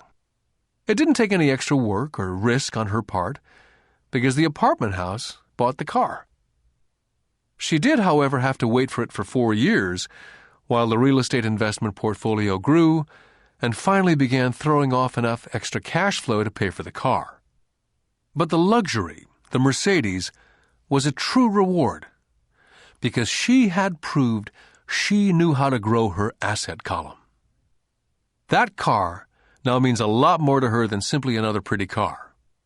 It means she used her financial intelligence to afford it. What most people do is they impulsively go out and buy a new car or some other luxury on credit. They may feel bored and just want a new toy. Buying a luxury on credit often causes a person to sooner or later actually resent that luxury because the debt on the luxury becomes a financial burden. After you've taken the time and invested in and built your own business, you're now ready to add the magic touch, the biggest secret of the rich. The secret that puts the rich way ahead of the pack. The reward at the end of the road for diligently taking the time to mind your own business. Lesson 4. The history of taxes and the power of corporations. I remember in school being told the story of Robin Hood and his merry men. My school teacher thought it was a wonderful story of a romantic hero, a Kevin Costner type, who robbed from the rich and gave to the poor. My rich dad did not see Robin Hood as a hero. He called Robin Hood a crook. Robin Hood may be long gone, but his followers live on. How often I still hear people say, "Why don't the rich pay for it?" Or, "The rich should pay more in taxes and give it to the poor." It's this idea of Robin Hood, or taking from the rich to give to the poor, that has caused the most pain for the poor and the middle class. The reason the middle class is so heavily taxed is because of the Robin Hood ideal. The real reality is that the rich are not taxed. It's the middle class who pays for the poor, especially the educated upper-income middle class. Again, to understand fully how things happen, we need to look at the historical perspective. We need to look at the history of taxes. Although my highly educated dad was an expert on the history of education, my rich dad fashioned himself as an expert on the history of taxes. Rich Dad explained to Mike and me that in England and America originally, there were no taxes. Occasionally, there were temporary taxes levied in order to pay for wars. The king or the president would put the word out and ask everyone to chip in. Taxes were levied in Britain for the fight against Napoleon from 1799 to 1816. And in America, taxes were levied to pay for the Civil War from 1861 to 1865. In 1874, England made income tax a permanent levy on its citizens. In 1913, an income tax became permanent in the United States with the adoption of the 16th Amendment to the Constitution. What these historical dates fail to reveal is that both of these taxes were initially levied against only the rich. It was this point that Rich Dad wanted Mike and me to understand. He explained that the idea of taxes was made popular and accepted by the majority by telling the poor and the middle class that taxes were created only to punish the rich. This is how the masses voted for the law, and it became constitutionally legal. Although it was intended to punish the rich, in reality it wound up punishing the very people who voted for it, the poor and the middle class. Once government got a taste of money, the appetite grew, said Rich Dad. Your dad and I are exactly opposite. He's a government bureaucrat and I'm a capitalist. We get paid, and our success is measured on opposite behaviors. He gets paid to spend money and hire people. The more he spends and the more people he hires, the larger his organization becomes. In the government, the larger his organization, the more he's respected. On the other hand, within my organization, the fewer people I hire and the less money I spend, the more I'm respected by my investors. That's why I don't like government people. They have different objectives from most business people. As the government grows, more and more tax dollars will be needed to support it. As I said, the passage of taxes was only possible because the masses believed in the Robin Hood theory of economics, which was to take from the rich and give to everyone else. The problem was that the government's appetite for money was so great that taxes soon needed to be levied on the middle class, and from there it kept trickling down. The rich, on the other hand, saw an opportunity. They did not play by the same set of rules. As I've stated, the rich already knew about corporations, which became popular in the days of sailing ships. The rich created the corporation as a vehicle to limit their risk to the assets of each voyage. The rich put their money into a corporation to finance the voyage. The corporation would then hire a crew to sail to the New World to look for treasures. If the ship was lost, the crew lost their lives, but the loss to the rich would be limited only to the money they invested for that particular voyage.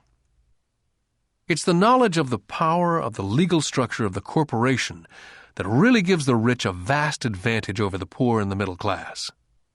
Having two fathers teaching me, one a socialist and the other a capitalist, I quickly began to realize that the philosophy of the capitalist made more financial sense to me.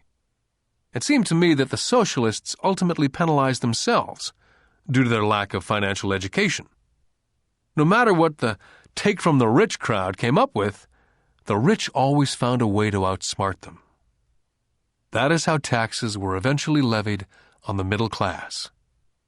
The rich outsmarted the intellectuals solely because they understood the power of money, a subject not taught in schools. How did the rich outsmart the intellectuals? Once the take from the rich tax was passed, cash started flowing into government coffers. Initially, people were happy. Money was handed out to government workers and the rich. It went to government workers in the form of jobs and pensions. It went to the rich via their factories receiving government contracts. The government became a large pool of money, but the problem was the fiscal management of that money. There really is no recirculation. In other words, the government policy, if you were a government bureaucrat, was to avoid having excess money. If you failed to spend your allotted funding, you risked losing it in the next budget. You'd certainly not be recognized for being efficient. Business people, on the other hand, are rewarded for having excess money and are recognized for their efficiency. As this cycle of growing government spending continued, the demand for money increased, and the tax the rich idea was now being adjusted to include lower income levels, down to the very people who voted it in, the poor and the middle class. True capitalists used their financial knowledge to simply find a way to escape. They headed back to the protection of a corporation. A corporation protects the rich. But what many people who've never formed a corporation do not know is that a corporation is not really a thing. A corporation is merely a file folder with some legal documents in it, sitting in some attorney's office, registered with a state government agency. It's not a big building with the name of the corporation on it. It's not a factory or a group of people. A corporation is merely a legal document that creates a legal body without a soul. The wealth of the rich was once again protected. Once again, the use of corporations became popular once the permanent income laws were passed, because the income tax rate of the corporation was less than the individual income tax rates. In addition, as I said earlier, certain expenses could be paid with pre-tax dollars within the corporation. This war between the haves and the have-nots has been going on for hundreds of years. It's the take from the rich crowd versus the rich. The battle is waged whenever and wherever laws are made. The battle will go on forever. The problem is, the people who lose are the uninformed, the ones who get up every day and diligently go to work and pay taxes. If they only understood the way the rich play the game, they could play it too. Then they would be on their way to their own financial independence. This is why I cringe every time I hear a parent advise their children to go to school so they can find a safe, secure job. An employee with a safe, secure job without financial aptitude has no escape. Average Americans today work 5 to 6 months for the government before they make enough to cover their taxes. In my opinion, that is a long time. The harder you work, the more you pay the government. That's why I believe that the idea of take from the rich backfired on the very people who voted it in. Every time people try to punish the rich don't simply comply, they react. They have the money, power, and intent to change things. They do not just sit there and voluntarily pay more taxes. They search for ways to minimize their tax burden.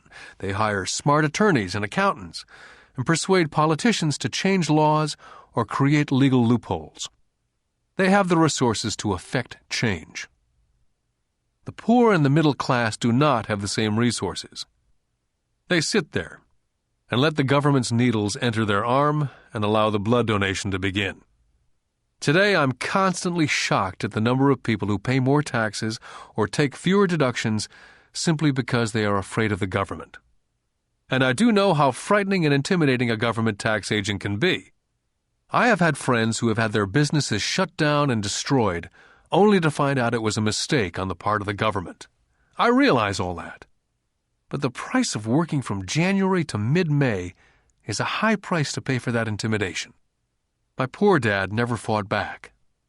My rich dad didn't either. He just played the game smarter, and he did it through corporations, the biggest secret of the rich. My highly educated dad always encouraged me to seek a good job with a strong corporation. He spoke of the virtues of working your way up the corporate ladder. He didn't understand that by relying solely on a paycheck from a corporate employer, I would be a docile cow ready for milking. When I told my rich dad of my father's advice, he only chuckled. "Why not own the ladder?" was all he said. As a young boy, I didn't understand what Rich Dad meant by owning my own corporation. It was an idea that seemed impossible and intimidating. Although I was excited by the idea, my youth would not let me envision the possibility that grown-ups would someday work for a company I would own. The point is, if not for my rich dad, I would have probably followed my educated dad's advice. It was merely the occasional reminder of my rich dad that kept the idea of owning my own corporation alive and kept me on a different path. By the time I was 15 or 16, I knew I was not going to continue down the path my educated dad was recommending. I did not know how I was going to do it, but I was determined not to head in the direction most of my classmates were heading. That decision changed my life. It was not until I was in my mid-20s that my rich dad's advice began to make more sense. I was just out of the Marine Corps and working for Xerox. I was making a lot of money, but every time I looked at my paycheck, I was always disappointed. The deductions were so large, and the more I worked, the greater the deductions.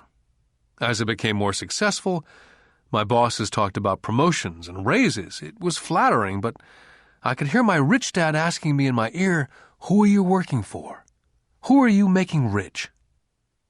In 1974, while still an employee for Xerox, I formed my first corporation and began minding my own business. There were already a few assets in my asset column, but now I was determined to focus on making it bigger. Those paychecks with all the deductions made all the years of my rich dad's advice make total sense. I could see the future if I followed my educated dad's advice. Many employers feel that advising their workers to mind their own business is bad for business. I'm sure it can be for certain individuals, but for me, focusing on my own business, developing assets, made me a better employee. I now had a purpose. I came in early and worked diligently, amassing as much money as possible so I could begin investing in real estate. Hawaii was just set to boom, and there were fortunes to be made. The more I realized we were in the beginning stages of a boom, the more Xerox machines I sold. The more I sold, the more money I made, and of course, the more deductions there were from my paycheck. It was inspiring. I wanted out of the trap of being an employee so badly that I worked harder, not less. By 1978, I was consistently one of the top 5 salespeople in sales, often number 1. I badly wanted out of the rat race. In less than 3 years, I was making more in my own little corporation, which was a real estate holding company, than I was making at Xerox. And the money I was making in my asset column in my own corporation was money working for me, not me pounding on doors selling copiers. My rich dad's advice made much more sense. Soon the cash flow from my properties was so strong that my company bought me my first Porsche. My fellow Xerox salespeople thought I was spending my commissions. I wasn't. I was investing my commissions in assets. My money was working hard to make more money. Each dollar in my asset column was a great employee, working hard to make more employees and buy the boss a new Porsche with before-tax dollars. I began to work harder for Xerox. The plan was working, and my Porsche was the proof. By using the lessons I learned from my rich dad, I was able to get out of the proverbial rat race of being an employee at an early age. It was made possible because of the strong financial knowledge I'd acquired through these lessons. Without this financial knowledge, which I call my financial IQ, my road to financial independence would have been much more difficult. I now teach others through financial seminars in the hope that I may share my knowledge with them. Whenever I do my talks, I remind people that financial IQ is made up of knowledge from 4 broad areas of expertise. The first area is accounting, what I call financial literacy, a vital skill if you want to build an empire. The more money you're responsible for, the more accuracy is required, or the house comes tumbling down. This is the left brain side, or the details. Financial literacy is the ability to read and understand financial statements. This ability allows you to identify the strengths and weaknesses of any business. The second is investing, what I call the science of money-making money. This involves strategies and formulas. This is the right brain side, or the creative side. Next, you must obtain expertise in understanding markets, the science of supply and demand. There's a need to know the technical aspects of the market, which is emotion-driven. The Tickle Me Elmo doll during Christmas 1996 is a case of technical or emotion-driven market. The other market factor is the fundamental or the economic sense of an investment. Does an investment make sense, or does it not make sense based on the current market conditions? Finally, you must understand the law. For instance, utilizing a corporation wrapped around the technical skills of accounting, investing, and markets can aid explosive growth. An individual with the knowledge of the tax advantages and protection provided by a corporation can get rich so much faster than someone who's an employee or a small business sole proprietor. It's like the difference between someone walking and someone flying. The difference is profound when it comes to long-term wealth. A corporation can do so many things that an individual cannot, like pay for expenses before it pays taxes. That is a whole area of expertise that is so exciting, but not necessary to get into unless you have sizable assets or a business. Employees earn and get taxed, and they try to live on what's left. A corporation earns, spends everything it can, and is taxed on anything that's left. It's one of the biggest legal tax loopholes that the rich use. They're easy to set up and are not expensive if you own investments that are producing good cash flow. For example, by owning your own corporation, car payments, insurance, repairs are company expenses. Most restaurant meals are partial expenses, and on and on. All are paid for legally with pre-tax dollars. Lesson 5. The Rich Invent Money. I've been teaching professionally since 1984. It's been a great experience and rewarding. It's also a disturbing profession, for I've taught thousands of individuals, and I see one thing in common in all of us, myself included. We all have tremendous potential, and we are all blessed with gifts. Yet the one thing that holds all of us back is some degree of self-doubt. It's not so much the lack of technical information that holds us back, but more the lack of self-confidence. Some are more affected than others. Once we leave school, most of us know that it's not as much a matter of college degrees or good grades that count. In the real world, outside of academics, something more than just grades is required. I've heard it called guts, chutzpah, balls, audacity, bravado, cunning, daring, tenacity, and brilliance. This factor, whatever it's labeled, ultimately decides one's future much more than school grades. Inside each of us is one of these brave, brilliant, and daring characters. There's also the flip side of that character, people who could get down on their knees and beg if necessary. After a year in Vietnam as a Marine Corps pilot, I intimately got to know both of those characters inside of me. One is not better than the other. Yet as a teacher, I recognized that it was excessive fear and self-doubt that were the greatest detractors of personal genius. It broke my heart to see students know the answers, yet lack the courage to act on the answer. Often in the real world, it's not the smart that get ahead, but the bold. In my personal experience, your financial genius requires both technical knowledge as well as courage. If fear is too strong, the genius is suppressed. In my classes, I strongly urge students to learn to take risks, to be bold, to let their genius convert that fear into power and brilliance. It works for some and just terrifies others. I've come to realize that for most people, when it comes to the subject of money, they would rather play it safe. I've had to field questions such as, why take risks? Why should I bother developing my financial IQ? Why should I become financially literate? And I answer, just to have more options. There are huge changes up ahead. There will be 100 people like Bill Gates and hugely successful companies like Microsoft created every year, all over the world. And there also will be many more bankruptcies, layoffs, and downsizing. So why bother developing your financial IQ?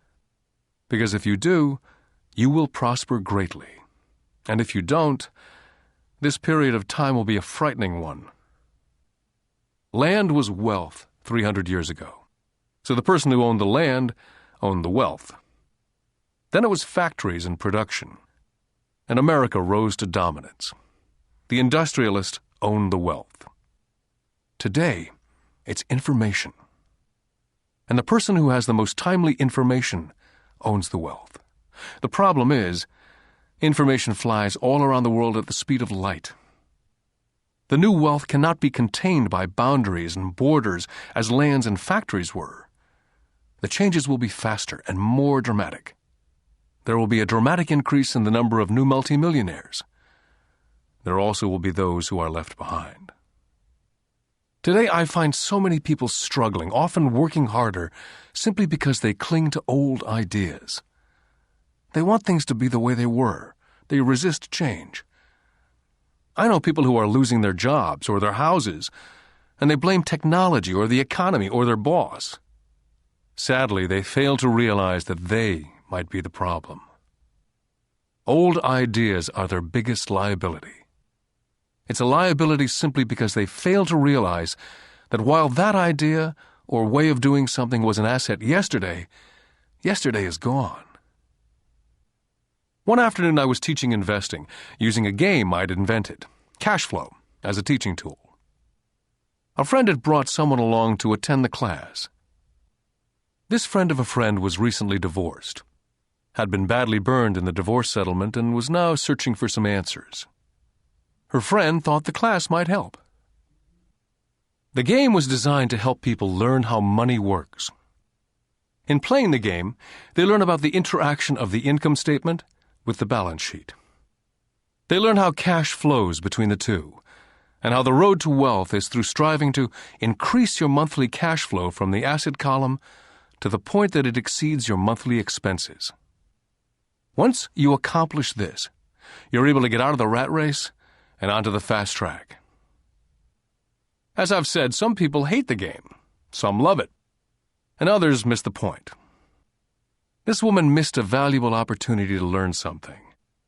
In the opening round, she drew a doodad card with the boat on it. At first she was happy. Oh, I've got the boat! Then, as her friend tried to explain how the numbers worked on her income statement and balance sheet, she got frustrated because she had never liked math. The rest of her table waited while her friend continued explaining the relationship between the income statement, balance sheet, and monthly cash flow. Suddenly, when she realized how the numbers worked, it dawned on her that her boat was eating her alive. Later on in the game, she was also downsized and had a child. It was a horrible game for her. After the class, her friend came by and told me that she was upset. She'd come to the class to learn about investing and did not like the idea that it took so long to play a silly game. Her friend attempted to tell her to look within herself, to see if the game reflected on herself in any way. With that suggestion, the woman demanded her money back. She said that the very idea that a game could be a reflection of her was ridiculous. Her money was promptly refunded, and she left. Since 1984, I have made millions simply by doing what the school system does not. In school, most teachers lecture. I hated lectures as a student. I was soon bored, and my mind would drift. In 1984, I began teaching via games and simulations. I always encouraged adult students to look at games as reflecting back to what they know and what they needed to learn. Most importantly, a game reflects back on one's behavior. It's an instant feedback system. Instead of the teacher lecturing you, the game is feeding back a personalized lecture, custom-made just for you. The friend of the woman who left later called to give me an update. She said her friend was fine and had calmed down. In her cooling-off period, she could see some relationships between the game and her life. Just like a board game, the world is always providing us with instant feedback. We could learn a lot if we tuned in more. One day, not long ago, I complained to my wife that the cleaners must have shrunk my pants. My wife gently smiled and poked me in the stomach to inform me that the pants had not shrunk. Something else had expanded. Me. The game Cash Flow was designed to give every player personal feedback. The purpose is to give you options. If you draw the boat card and it puts you into debt, the question is, now what can you do? How many different financial options can you come up with? That's the purpose of the game. To teach players to think and create new and various financial options. I've watched this game played by more than 1,000 people. The people who get out of the rat race in the game the quickest are the people who understand numbers and have creative financial minds. They recognize different financial options. People who take the longest are people who aren't familiar with numbers and often do not understand the power of investing. Rich people are often creative and take calculated risks. There have been people playing Cash Flow who gain lots of money in the game, but they don't know what to do with it. Most of them have not been financially successful in real life either. Everyone else seems to be getting ahead of them, even though they have money. And that's true in real life. There are a lot of people who have a lot of money and do not get ahead financially. Limiting your options is the same as hanging on to old ideas. I have a friend from high school who now works at 3 jobs. 20 years ago, he was the richest of all my classmates. When the local sugar plantation closed, the company he worked for went down with the plantation. In his mind, he had but one option, and that was the old option: work hard. The problem was, he couldn't find an equivalent job that recognized his seniority in the old company. As a result, he's overqualified for the jobs he currently has, so his salary is lower. He now works 3 jobs to earn enough to survive. I've watched people playing Cash Flow complaining that the right opportunity cards are not coming their way, so they sit there. I know people who do that in real life. They wait for the right opportunity. I've watched people get the right opportunity card and then not have enough money. Then they complain they would have gotten out of the rat race if they'd had more money. So they sit there. I know people in real life who do that also. They see all the great deals, but they have no money. And I have people pull a great opportunity card, read it out loud, and have no idea that it's a great opportunity. They have the money, the time is right, they have the card, but they can't see the opportunity staring at them. They fail to see how it fits into their financial plan for escaping the rat race. And I know more people like that than all the others combined. Most people have an opportunity of a lifetime flash right in front of them, and they fail to see it. A year later, They find out about it after everyone else got rich. Financial intelligence is simply having more options.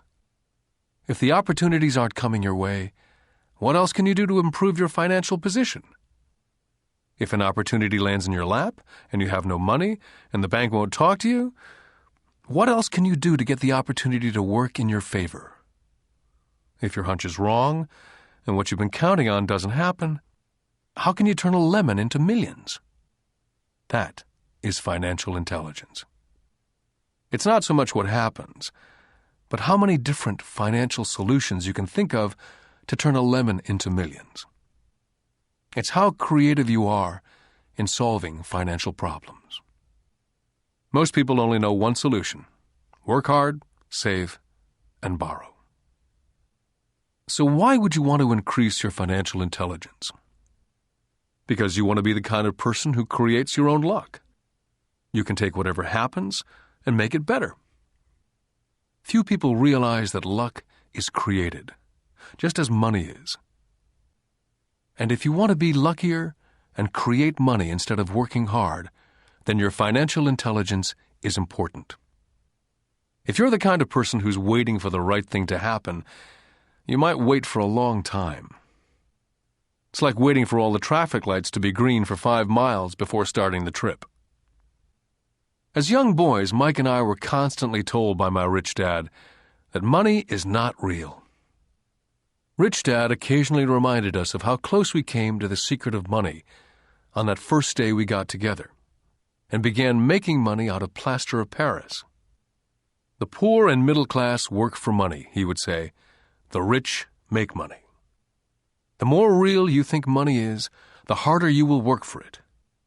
If you can grasp the idea that money is not real, you will grow richer faster. What is it? Was a question Mike and I often came back with. What is money if it's not real? What we agree it is, was all Rich Dad would say. The single most powerful asset we all have is our mind. If it's trained well, it can create enormous wealth in what seems to be an instant. I'll give you a simple example of creating money. In the early 1990s, the economy of Phoenix was horrible. I was watching the TV show Good Morning America when a financial planner came on and began forecasting doom and gloom. His advice was to save money. Put $100 away every month, he said, and in 40 years you will be a multimillionaire. Well, putting money away every month is a sound idea. It is one option, the option most people subscribe to. The problem is this. It blinds the person from what's really going on. They miss major opportunities for much more significant growth of their money. The world is passing them by. As I said, the economy was terrible at that time. For investors, this is the perfect market condition. A chunk of my money was in the stock market and in apartment houses. I was short of cash. Because everyone was giving stuff away, I was buying. I was not saving money, I was investing. My wife and I had more than $1 million in cash working in a market that was rising fast. It was the best opportunity to invest. The economy was terrible. I just could not pass up these small deals. Houses that were once $100,000 were now $75,000. But instead of shopping at the local real estate office, I began shopping at the bankruptcy attorney's office or the courthouse steps. In these shopping places, a $75,000 house could sometimes be bought for $20,000 or less. For $2,000, which was loaned to me from a friend for 90 days for $200, I gave an attorney a cashier's check as a down payment. While the acquisition was being processed, I ran an ad in the paper advertising a $75,000 house for only $60,000 and no money down. The phone rang hard and heavy. Prospective buyers were screened, and once the property was legally mine, all the prospective buyers were allowed to look at the house. It was a feeding frenzy. The house sold in a few minutes. I asked for a $2,500 processing fee, which they gladly handed over, and the escrow and title company took over from there. I returned the $2,000 to my friend with an additional $200. He was happy, the home buyer was happy, the attorney was happy, and I was happy. I'd sold a house for $60,000 that cost me $20,000. The $40,000 was created from money in my asset column in the form of a promissory note from the buyer. Total working time, 5 hours. During this depressed market, my wife and I were able to do 6 of these simple transactions in our spare time. While the bulk of our money was in larger properties in the stock market, we were able to create more than $190,000 in assets, notes at 10% interest, in those 6 buy, create, and sell transactions. That comes to approximately $19,000 a year income, much of it sheltered through our private corporation. Much of that $19,000 a year goes to pay for our company cars, gas, trips, insurance, dinners with clients, and other things. By the time the government gets a chance to tax that income, it's been spent on legally allowed pre-tax expenses. This was a simple example of how money is invented, created, and protected using financial intelligence. Ask yourself how long it would take to save $190,000. Would the bank pay you 10% interest on your money? And the note is good for 30 years. I hope they never pay me the $190,000. I have to pay a tax if they pay me the principal. And besides, $19,000 paid over 30 years is a little over $500,000 in income. The math is simple. You don't need algebra or calculus. I don't write much because the escrow company handles the legal transaction and the servicing of the payments. I have no roofs to fix or toilets to unplug because the owners do that. It's their house. Occasionally, someone does not pay, and that's wonderful because there are late fees, or they move out and the property is sold again. The court system handles that. And it may not work in your area. The market conditions may be different, but the example illustrates how a simple financial process can create hundreds of thousands of dollars with little money and low risk. It's an example of money being only an agreement.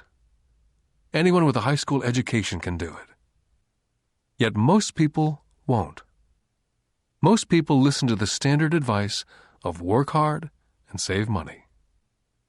For about 30 hours of work, approximately $190,000 was created in the asset column, and no taxes were paid. Now you may understand why I silently shake my head when I hear parents say, "My child is doing well in school and receiving a good education." It may be good, but is it adequate? I know the above investment strategy is a small one. It's used to illustrate how small can grow into big. My success reflects the importance of a strong financial foundation, which starts with strong financial education. Financial intelligence is made up of these 4 main technical skills.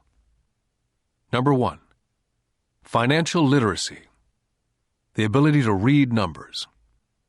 Number 2, investment strategies, the science of money making money. Number 3, the market, supply and demand. Alexander Graham Bell gave the market what it wanted, and AT&T was born. So did Bill Gates. A $75,000 house offered for $60,000 that cost $20,000 was also the result of seizing an opportunity created by the market. Somebody was buying and someone was selling. Number 4, the law. The awareness of accounting, corporate, state, and national rules and regulations. I recommend playing within the rules. It's this basic foundation, or the combination of these skills, that's needed to be successful in the pursuit of wealth. Whether it be through the buying of small homes, large apartments, companies, stocks, bonds, mutual funds, precious metals, baseball cards, or the like. Personally, I use 2 main vehicles to achieve financial growth: real estate and small stocks. I use real estate as my foundation. Day in and day out, my properties provide cash flow and occasional spurts of growth in value. The small-cap stocks are used for fast growth. I do not recommend anything that I do, The examples are just that, examples. If the opportunity is too complex, and I do not understand the investment, I don't do it. Simple math and common sense is all that's needed to do well financially.